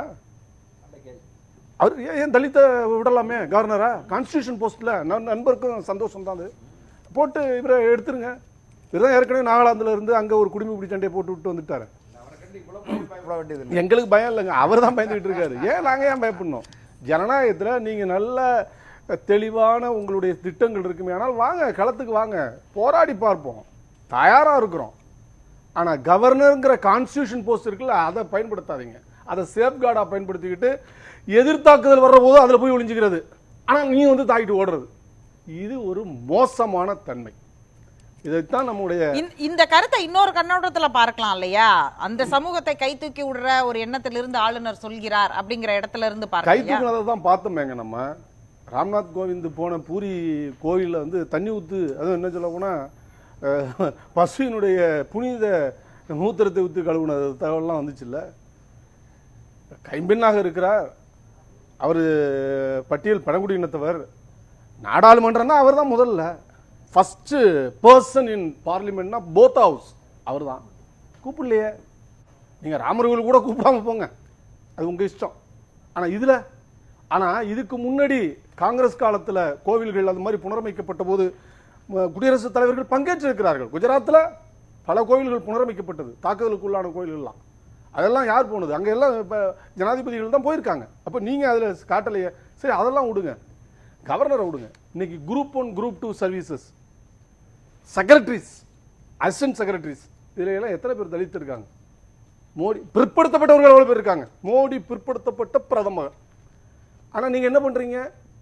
45 பேரை வெளியிலேருந்து கொண்டு வந்தீங்க. அதுல கூட எல்லாம் உயர் ஜாதியினரை கொண்டு வந்தீங்க. குட்டு அம்பலம் அணிச்சு நாங்கெல்லாம் போட்டோம். உங்க கூட்டணி சேர்ந்தவங்கள அடுத்தாங்க நிறுத்தி வச்சிருக்கீங்க. இப்படி நீங்க எதை எடுத்தாலும் அப்படிதான். நீதிமன்றத்தை பொறுத்தவரை 680 பேர்னா கிட்டத்தட்ட 90 பேர் பட்டியலினத்தை சார்ந்தவர்கள் நீதிபதிகளாக வந்திருக்கும். உயர் நீதிமன்ற நீதிபதிகளா ஏறத்தாழ 30க்கும் மேற்பட்டவர்கள் பட்டியல் பழங்குடியினரை சார்ந்தவர்கள் வந்திருக்கணும். பிற்படுத்தப்பட்டவர்கள் 27 விழுக்கான அப்படியே அதை கன்வெர்ட் பண்ணி பார்த்தீங்கன்னா கிட்டத்தட்ட 220 பேருக்கு மேலே வந்திருக்கணும். ஏன் அதெல்லாம் வரல? சரி, அதெல்லாம் விடுங்க. உங்க எமினன்ஸ் எஜுகேஷன் சிஸ்டம் இருக்குல்ல, ஐஐடிஸ், என்ஐடிஸ், எய்ம்ஸ், இதுல ஏற்கனவே சட்ட ரீதியாக இடஒதுக்கீடு இருக்குங்க. 15% மத்தியில் 15% தான், இங்க தமிழ்நாட்டில் தான் 18%. 15% இருக்க வேண்டிய தலித்துகள் 4.2% கூட இல்லைங்க. 27% இருக்க வேண்டிய பிற்படுத்தப்பட்டவர்கள், இதர பிற்படுத்தப்பட்டவர்கள் வெறும் 6.2% தாங்க இருக்கிறாங்க. பழங்குடியினர் 2% தாங்க இருக்காங்க. பொது விழுக்காடுன்னு வர்ற போது 40% தாங்க இருக்கணும். 80% மேல இருக்காங்க. இதெல்லாம் எதை காட்டுகிறது? சரி, நீங்க அதுதான் விடுங்க. இந்த மோடியின் ஆட்சி காலத்துல 10% இடஒதுக்கீடு அரிய வகை ஏழைகளுக்கு கொடுத்தீங்க. அதுக்கு பல கதைகள் ஆதரிச்சீங்க தானே? அப்ப நாங்க ஆதரிக்கல. நான் சொல்றது சிபிஎம் இந்திய கம்யூனிஸ்ட் ஆதரிக்கல, மார்க்சிஸ்ட் கம்யூனிஸ்ட் ஆதரித்தது இல்லையா? அது ஆதரித்தது இடதுசாரி கொள்கையும் ஆதரித்தது அப்படிங்கிற இடத்துல அதை டிபேட் பண்ணலாம். அதை டிபேட் பண்ணிருக்கோம். அன்னைக்கு 2017-18 இந்த கடனை பத்தி சொல்லிட்டு இருக்காங்கல்ல, சிறு குறுந்தொழில்களுக்கு அந்த கடன் மொத்தமா கொடுத்ததுங்கிறது முத்ரா லோனு, அதை ஒட்டியே வர்றது கிஷோர் லோனு, தருண் லோனு, இது எல்லாமே. இதுல முக்கியமா இந்த இதுல வர வேண்டியது பொது வகுப்பை உயர் ஜாதியை சேர்ந்தவங்களுக்கு 63% போயிருக்கு. ஓபிசிக்கு 22% தான் போயிருக்கு. எஸ்சிகளுக்கு 11% தான் போயிருக்கு. ஏன்னா சிறு குறுந்தொழில் அதிகம் ஈடுபடக்கூடியவங்க அவங்க தான். எஸ்டிகள் 4% தான் போயிருக்கு. வேறஸ் இதே இதை நீங்க எடுத்தீங்கன்னா அந்த கிஷோர் 50,000 முதல் 5 லட்சம் வரை, இப்ப 5 லட்சம் 10 லட்சம் சொல்றாங்க. எல்லா துறைகளிலும் இப்படி இருக்கு. அதனால அந்த கருத்தை வந்து ஆளுநர் சொல்லக்கூடாதுன்னு சொல்ல வரீங்களா? உயர் ஜாதிக்கு போகுதுங்க. இப்படி நீங்க ஒவ்வொன்றையும் எடுத்தீங்கன்னா அது பொருளாதார திட்ட அளவுகோலாக இருந்தாலும் சரி, நீங்க பெரிய முழக்கமாக வைக்கிற முத்ரா திட்டமாக இருந்தாலும் சரி, சிறு குறும் தொழில்களுக்கு உதவுகிற விஷயமாக இருந்தாலும் சரி, எல்லாவற்றிலும் இந்த நிதி முழுவதும் எங்கே போகிறது என்றால் ஒடுக்கப்பட்டிருக்கிற இதர பிற்படுத்தப்பட்டவர்களுக்கோ தலித்துகளுக்கோ பழங்குடிக்கோ போகல. இன்னும் சொல்ல போனா இந்த சப்ளான் இருக்கு. சப்ளான் தலித்துகளுக்கு அவங்க விகிதாச்சாரத்துக்கு தகுந்தவாறு பட்ஜெட்டரி அலோகேஷன் கொடுக்கணும்னு பாஜக ஆட்சியில தான் இந்த கடந்த 11 ஆண்டுகளாக தொடர்ந்து குறைக்கப்பட்டது. வேறு விதங்களுக்கு செல்கிறது. அதே போல எஸ்டிக்கு சப்ளான் இருக்கு, அதுவும் ஒதுக்கப்படுவதில்லை. ஐக்கிய முற்போக்கு கூட்டணியில் இருந்ததை கூட அந்த விகிதாச்சாரத்தில் கூட இவர்கள் கொடுக்க தவறிவிட்டார்கள். அதிலையும் தொடர்ந்து வெட்டி விட்டார்கள். அப்ப முழுக்க அதை இழுத்து முழுகக்கூடிய அளவுக்கு போயிடுச்சு. அப்ப எந்தெந்த வழிகளில் பொருளாதார ரீதியாக அல்லது சமூக ரீதியாக சொல்ற போது குறிப்பாக கல்வி வேலை வாய்ப்புல அவர்களுக்கான இடத்தை நீங்கள் மறுத்துவிட்டு அந்த இடத்தை எல்லாம் அபகரித்து விட்டு அந்த அபகரித்த இடத்தை உயர் சாதி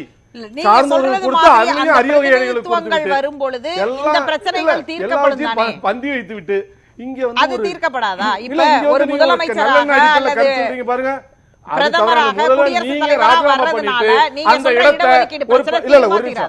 நீங்க முதல்ல ராஜினாமா போயிட்டு அந்த இடத்தை ஒரு பட்டியல் இனத்தை சார்ந்த இல்ல, நான் அந்த வாதத்தையும் சேர்த்தே கேட்கிறேன். ஆளுநராக, முதலமைச்சராக, பிரதமராக, குடியரசுத் தலைவராக இப்படியெல்லாம் வருவதன் மூலமாக இந்த சமூகம் பிரதிநிதித்துவத்தோட சேர்ந்து இந்த நீங்க சொன்ன இந்த உள்ளீடாக இருக்கக்கூடிய இடஒதுக்கீடு, சமூக மேம்பாடு, இது எல்லாவற்றிலும் மேலோங்குவதற்கான சாத்தியம் இல்லையா இவர்களுக்கு அந்த பொறுப்புகள் வரும் பொழுதுன்னு கேட்கிறேன் நான். இல்ல, அது எப்படி வரும்னு நினைக்கிறீங்க? ஒருத்தர் ஜனாதிபதி ஆக்கிட்டதுனால அந்த சமூகமே எம்பவர் ஆகி எல்லாம் பெரிய அளவுக்கு வந்துருவாங்கன்னு நினைக்கிறீங்களா? அது ஒரு ஃபெயிலியர் மாடல். அது ஒரு ஃபெயிலியர் மாடல் நிச்சயமா. கே.ஆர். நாராயணன் வந்தாருன்னா அவர் தகுதியினால் வந்தார். அவர் ஒரு மாபெரும் ஸ்காலருங்க. சிரிக்கிறாரு அண்ணன். நீங்க ராம்நாத் கோவிந்த் அவருக்கு நீங்க வச்சீங்கன்னா தெரியும்.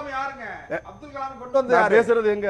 நான் பேசுறது எங்க? நீங்க ஏன் அப்துல் கலாம் ஒரு எம்பி நாடாளுமன்றத்தில் உங்களால கொண்டு வர முடியல? ஏன் இஸ்லாமிய விருப்ப பிரச்சாரத்தை பண்றீங்க? ஏன் தமிழ்நாட்டில் நிறுத்தினீங்களே? எத்தனை முஸ்லீம் நிறுத்திருக்கீங்க பிஜேபி? சொல்லுங்களேன். இங்க என்ன இஸ்லாமியர்கள் இல்லையா? ஏன் நிறுத்தல நீங்க? எனவே அவங்க விஷயமே என்னன்னா, ஒரு இந்துத்துவ அரசியலை கட்டமைப்பதற்கு, மக்களை பிளவுபடுத்துவதற்கு, ஒன்னு மத ரீதியாக பிளவுபடுத்துவது, இன்னொன்னு ஜாதிய அடிப்படையில் பிளவுபடுத்துவது. அந்த விஷயத்துலதான் எனக்கு புரிதல் வருகிறது. எனவே இவர்கள் நல்லெண்ண அடிப்படையில் சொல்லல. அது கவர்னராக இருந்தாலும் கடவுளாக இருந்தாலும் அவர்கள் மக்களை பிளவுபடுத்துகிற அரசியல் தான் முன்வைக்கிறாங்க.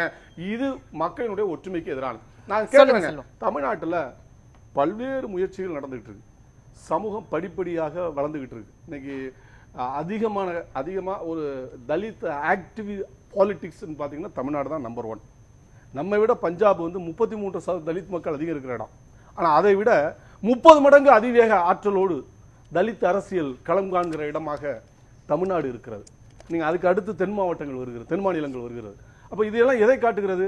அப்ப கல்வி, சமூக விழிப்புணர்வு, அது ஒரு அரசியல் விழிப்புணர்வை தந்து மக்களினுடைய அந்த எம்பவர்மெண்ட் என்று சொல்கிறோமே அந்த ஆளுமையை வளர்த்திருக்கிறது. ஆனா மறுபுறத்திலே நீங்க இதையெல்லாம் வெட்டிட்டு இருக்கிற நீங்க உபதேசம் பண்றீங்க. எனவே அந்த உபதேசங்களை இங்கு எடுபடாது. மக்கள் படித்தவர்கள், சிந்திக்க தெரிந்தவர்கள். இது அண்ணன் செல்வண்ணனுக்கு தெரியும். அவர் பேச வேண்டிய தேவையினால பேசிட்டு இருக்காரு. மக்கள் பார்த்து கொண்டுதான் இருக்கிறார். தமிழ்நாட்டில் சும்மா 1.5 லட்சம் கோடி ரூபாய் முத்ரா கடன் கொடுத்திருக்காங்க. அதுல 50% பெண்களுக்கு கொடுத்திருக்காங்க. ஒரே ஒரு குறுக்கீடு, 45,000 ரூபாய் கொடுத்து கிட்டத்தட்ட 30 கோடி என்பிஏ கடனாக அது மாற்றப்பட்டிருக்கு. 30 கோடியுடைய வங்கி கடன் என்பிஏ ஆயிடுச்சு சார். இது ஏன்னா அது ஆக்டிவாவே இல்ல. அவர் சொல்லிட்டோம், நான் சொல்லி முடிச்சறேன். அதனால பெருசா இன்னொன்னு கேளுங்களேன். அதுக்கு அண்ணன் சிந்தனை செல்வன் அவர்கள் சொன்னாங்க, தென் மாவட்டத்தில் இன்னும் ஜாதிய பாகுபாடு இருக்கு, தூத்துக்குடியில இருக்குன்னு கூட சொன்னாங்க. அண்ணன் சிந்தனை செல்வன் அவர்களுக்கு ஒண்ணு சொல்றேன், எங்கேயுமே எது எல்லாரும் அண்ணன் தம்பியாக இருக்கிறோமே தவிர இந்த பேர் அந்த ஜாதி அவர் இந்த ஜாதிலாம் கிடையாது.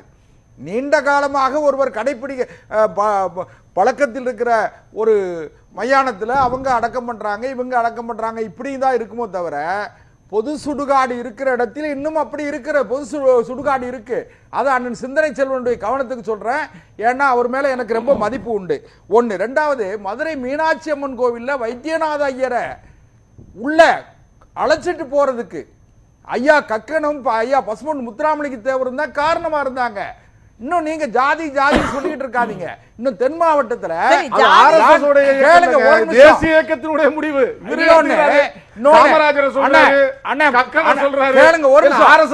இல்ல சார், தேசத்தினுடைய தலைவர் சார், தேசிய இயக்கத்தினுடைய தலைவர்கள். நீங்க காமராஜரை தவிர்த்துட்டு, காமராஜர் ஒரு கட்சியினுடைய தலைவர் கிடையாது, தேசத்தினுடைய தலைவர். அவரே தேசத்தின் தலைவர்னு தான் சொல்றாரு. அண்ணா லெனின் என்ன அனுமதிக்கலாம். அண்ணா சிந்தனை செல்வன் அவர்களே, நீங்க இப்போ தெற்கு சீமையில ஒடுக்கப்பட்ட மக்களின் அடையாளமாக இருக்கிற அண்ணன் ஜான் பாண்டியன் ஆகட்டும் அல்லது டாக்டர் கிருஷ்ணசாமி ஆகட்டும், அவங்க எல்லாம் இப்ப என்னன்னு கேட்டா எங்களை பட்டியலில் இருந்து எடுத்துருங்க அப்படின்னு சொல்ற அளவுக்கு அவங்ககிட்ட ஒற்றுமை. அவர்கள் அது இன்னொரு விவாதம். அந்த கேள்வியை கேட்டேன். என்ன கேட்டா, அப்படியான வாக்குறுதியை இங்கே மதுரையில கொடுத்து விட்டு போனதுக்கு பிறகு அதன் பிறகு உள்துறை அமைச்சர் அதை அடுத்த கட்டத்துக்கு எங்கே நகர்த்தி இருக்கிறார்? மாநில அரசு ஒத்துழைக்கணும்ல. அண்ணன் சிந்தனை செல்வன் சட்டமன்றத்தில் பேசணும்ல. இதெல்லாம் மத்திய அரசுக்கு உட்பட்டது. சிந்தனை செல்வன் சட்டமன்றத்தில் பேச சொல்லுங்க. இல்ல அண்ணன் சிந்தனை செல்வன் சட்டமன்றத்தில் பேச சொல்லுங்க. அதனால இங்க ஜாதி வேறுபாடு கிடையாது. அண்ணன் சிந்தனை செல்வன் அவர்கள் ஜாதி கிடையாது.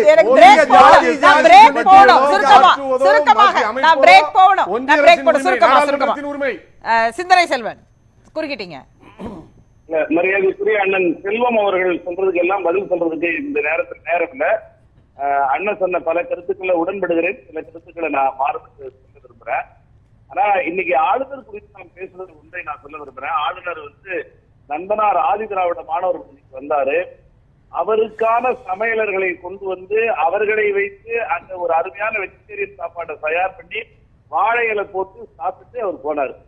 ஆதி திராவிட விடுதியில சமைக்கக்கூடிய சமையலர்கள் அங்கே பயன்படுத்தப்படவில்லை. அந்த விடுதியில் பயன்படுத்தக்கூடிய இயல்பான உணவை அவர் சாப்பிடவில்லை.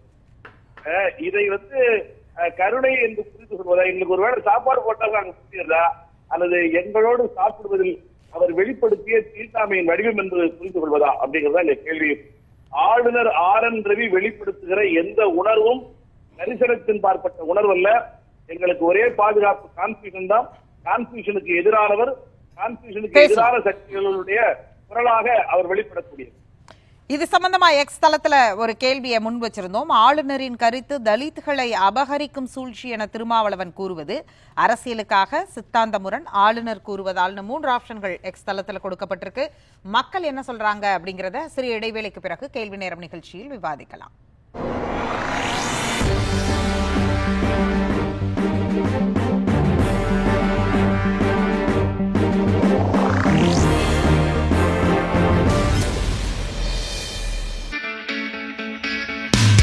உங்கள் நியூஸ் 7 தமிழின் புதிய பரிணாமம்.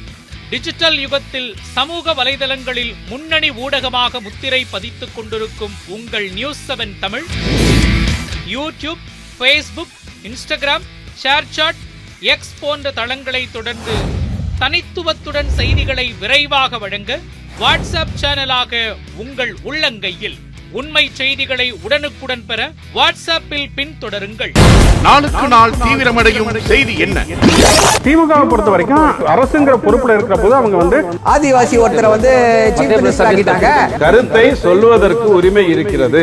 எந்த கட்சியை வேணாலும் விமர்சிக்கலாம். பேசியது தவறில்லை, உள்நோக்கத்தோடு விமர்சிக்கிறார்கள் சொல்ல வரீங்க. இந்த ஆக்ஷன்ஸ் எல்லாம் நேத்துக்கு அப்புறம் அரசு ஏன் எடுத்திருக்காங்க? 2019 தேர்தலில் இருந்த கட்சிகள்லாம் இன்னைக்கு என்டிஏவில் இல்ல. நம்பிக்கை உருவாக்கணுங்கிறதா எல்லாருடைய கேள்வி. கேள்வி நேரம் தினமும் இரவு 7 மணிக்கு. நேயர்களின் கனிவான கவனத்திற்கு. ஒரு நாளின் உதயம் முதல் அஸ்தமனம் வரை அனைத்து நிகழ்வுகளையும் குறுஞ்செய்திகளாக, வீட்டு வாசல் முதல் விண்மின் மண்டலம் வரை அலசும் அரிய செய்திகள், 24 மணி நேரத்தின் முக்கிய உலக நிகழ்வுகள் அனைத்தும் 100 செய்திகளாக 30 நிமிடத்தில், விளம்பர இடைவெளியின்றி விறுவிறுப்பான விரைவு செய்திகள், நான்-ஸ்டாப் 100 தினமும் காலை 8 மணிக்கு. உள்ளூர் கோயில்கள் முதல் உலக பிரசித்தி பெற்ற கோயில்கள் வரை சிறப்பு வழிபாடுகள், பிரசித்தி பெற்ற திருவிழாக்கள் சிறப்பு நேரலையில்,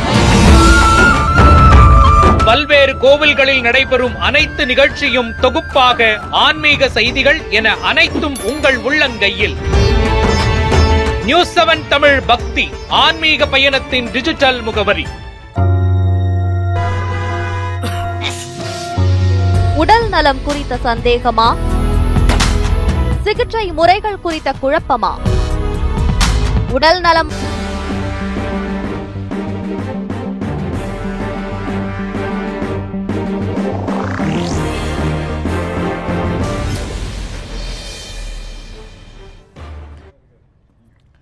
மீண்டும் கேள்வி நேரம் நிகழ்ச்சி தொடர்கிறது. பட்டியலினத்தை வைத்து அரசியல் செய்வது யார் அப்படின்னு பேசிட்டு இருக்கோம்.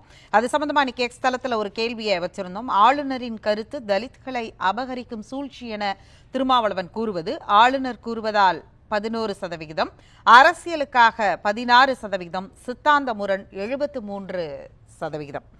ரவீந்திரன் துரைசாமி, எக்ஸ் தளத்துடைய ரிசல்ட் மற்றும் உங்க நிறைவு கருத்து. மக்கள் மத்தியில பொலிட்டிக்கல் அவேர்னஸ், கம்யூனிகேஷன் ரெவல்யூஷனில் அதிகம் வந்துட்டு இருக்குது. ஸோ அவங்கள மையமாக வச்சு அரசியல் கட்சிகள் காய் நகர்த்துது. அந்த வகையில் ஒரு அரசியல் கட்சியின் பிரதிநிதியாக தான் கவர்னர் இதை பேசியிருக்காரு. நன்றி.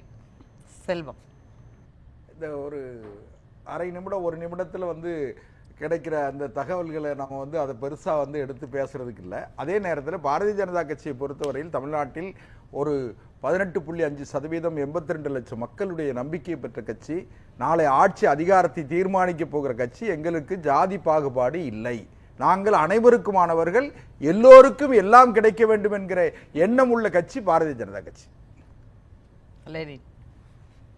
தெளிவாக சொல்லியிருக்கு. பட்டியலினத்தவரை சிண்டு மூட்டை பொது சமூகத்தோடு சிண்டு மூட்டுகிற ஒரு வேலையை கான்ஸ்டியூஷன் போஸ்ட் அலங்கரிக்கிற கவர்னர் இங்கே செய்கிறார். நீங்கள் காட்டியிருக்கிற இந்த தகவல் அடிப்படையில் இது எவ்வளோ மோசமானது, எவ்வளோ சித்தாந்த பின்புலத்தோடு அவர் செயல்படுகிறாருங்கிறத ரொம்ப வெளிப்படையாக தெரிவிச்சிருக்கு. 6 ரவி அல்ல, 1000 ரவிகள் வந்தாலும் தமிழ்நாட்டில் எதுவும் செய்ய முடியாது. அப்படிப்பட்ட வேலைக்கு இடமே இல்லை. சிந்தனை செல்வன், எக்ஸ் தளத்துடைய ரிசல்ட், உங்க நிறைவு கருத்து. சித்தாந்த முரணுக்கு அதிகம் வந்திருக்கிறது. சரியாகவே தமிழக மக்கள் புரிந்து கொண்டிருக்கிறார்கள். சித்தாந்த முரண் என்று இந்த குறிப்புகள் சொல்வது மிக மிக சரியானது. RN ரவி அவர்கள் பாஜகவை பின்தொடர்ந்த பிதாமகர் அல்ல என்று மரியாதைக்குரிய அண்ணன் செல்வம் சொன்னார். ஆனால் இப்போது RN ரவி சார்பாகவே அவர் பேசத் தொடங்கி இருக்கிறார். ஆகவே RN ரவி பாஜகவின் குரலைத்தான் வெளிப்படுத்தியிருக்கிறார். RSS சத்பரிவார கும்பலின் குரல் தமிழ்நாட்டிலே அவர் கான்ஸ்டிடியூஷனல் ஹெட் தான் சொன்னாரு, பாஜகவுடைய தலைவர் இல்லன்னு சொன்னாரு செல்வம். இறுதியாக அவர் சொன்ன பதில் இருந்தது, அது வந்து RN ரவிக்கான பதில் அல்ல, பாஜகவின் குரலைத்தான் அவர் வெளிப்படுத்தாரு. RN ரவியும் பாஜகவும் தீர்க்க முடியாமல் ஒரு புள்ளியில் சித்தாந்த புள்ளியில் இணைத்திருக்கிறார்கள் என்பதை ஏற்றுக்கொண்ட மரியாதைக்குரிய அண்ணன் செல்வம் அவர்களுக்கு நன்றி. ரவீந்திரன் துரைசாமி தான் அரசியல் கருத்தை தான் முன்வைக்கிறாரு, அரசியல் செய்கிறார்னு சொன்னாரு. மீண்டும் நான் அதான் சொல்ல விரும்புறேன், RN ரவி முழுக்க முழுக்க தன்னிலை மறந்து ஒரு RSS சன்பரிவார கும்பலின் தூதுகுழலாக இங்க பேசியிருக்காரு. ஒரு பக்கத்துல தேவேந்திர குல வேளாண் பொய்யான வாக்குறுதிகளை தந்து அவர்களை திரட்டினாங்க. அருந்ததியர்கள் மத்தியில எல் முருகன் என்கிற பொய்மையை முன்வைத்து அவர்களை திரட்ட முயற்சி பண்றாங்க. வடதமிழகத்துல ஆதிதிராவிடர்கள் பறையர் சமூகத்தை சார்ந்தவர்களத்துல நந்தனையும் சகஜானந்தாரையும் களவாடுவதன் மூலமாக இங்க தங்களுடைய வேலையை பரப்பியிருக்காங்க. இந்த சூழ்ச்சி பலிக்காது. சரவணன், சனாதனத்தை தூக்கி பிடிக்கக்கூடிய ஆளுநர் நான் வந்து பட்டியலினத்து மக்களுக்காக பேசுகிறேன் அப்படின்னா அதை வந்து ஏற்றுக்கொள்ள முடியுமா? அதை வந்து யார் ஏற்றுக்கொள்வா? அதை விட முக்கியமாக என்ன அப்படின்னா, இப்போ இதுதான் கரண்ட் ட்ரெண்டிங் டாப்பிக்காக போயிட்டுருக்கு. நான் சொன்னது தான், முக்கியமான பதவிகளில் யாரை அமர்த்துவது. இப்போ ஃபார் எக்ஸாம்பிள் உயர்நீதிமன்ற நீதிபதிகளுடைய பதவிகள், அதில் வந்து சமூக நீதி கடைபிடிக்கப்பட வேண்டும் அப்படின்னு சொல்லி தமிழ்நாட்டுடைய முதல்வர் சட்டத்துறை மாநாட்டில், திமுகவுடைய சட்டத்துறை மாநாட்டில் பேசியிருக்காரு. பல இடங்களில் அந்த கோரிக்கையை வைத்திருக்கிறார். பாஜகவுடைய தலைவர்கள் யாராவது இப்படி ஒரு கோரிக்கையை வைத்திருக்கிறார்களா? இல்லை வந்து நீதிபதிகளுடைய நியமனத்தில் வந்து எல்லாருக்கும் சரிசமமான வாய்ப்புகள் கொடுக்கப்பட வேண்டும், ஒரு ப்ரொபோஷனாலிட்டி இருக்கணும்னு சொல்லி யாராவது சொல்லியிருக்காங்களா? சொல்ல மாட்டாங்க. ஏன்னா அவங்களுக்கு என்ன அப்படின்னா, அதிகாரமிக்க இடங்கள்ல எல்லாம் உயர் ஜாதி இந்துக்கள் இருக்க வேண்டும். இந்த பட்டியலின மக்களை வந்து அவங்க வந்து ஒரு வாக்கு வங்கியாக பார்த்து கொண்டிருக்கிறார்கள். அந்த வாக்கு வங்கி அவங்கள வந்து எப்படியாவது கவர முடியுமா அப்படின்ற நோக்கில் பாஜக RSS அந்த ஊதுகுழலாக பேசிக் கொண்டிருக்கிறார். நன்றி நன்றி. நிகழ்ச்சியில் பங்கேற்று கருத்துக்களை பகிர்ந்து கொண்ட அனைவருக்கும் நன்றி. மற்றும் ஒரு நிகழ்ச்சியில் சந்திக்கலாம். நன்றி, வணக்கம்.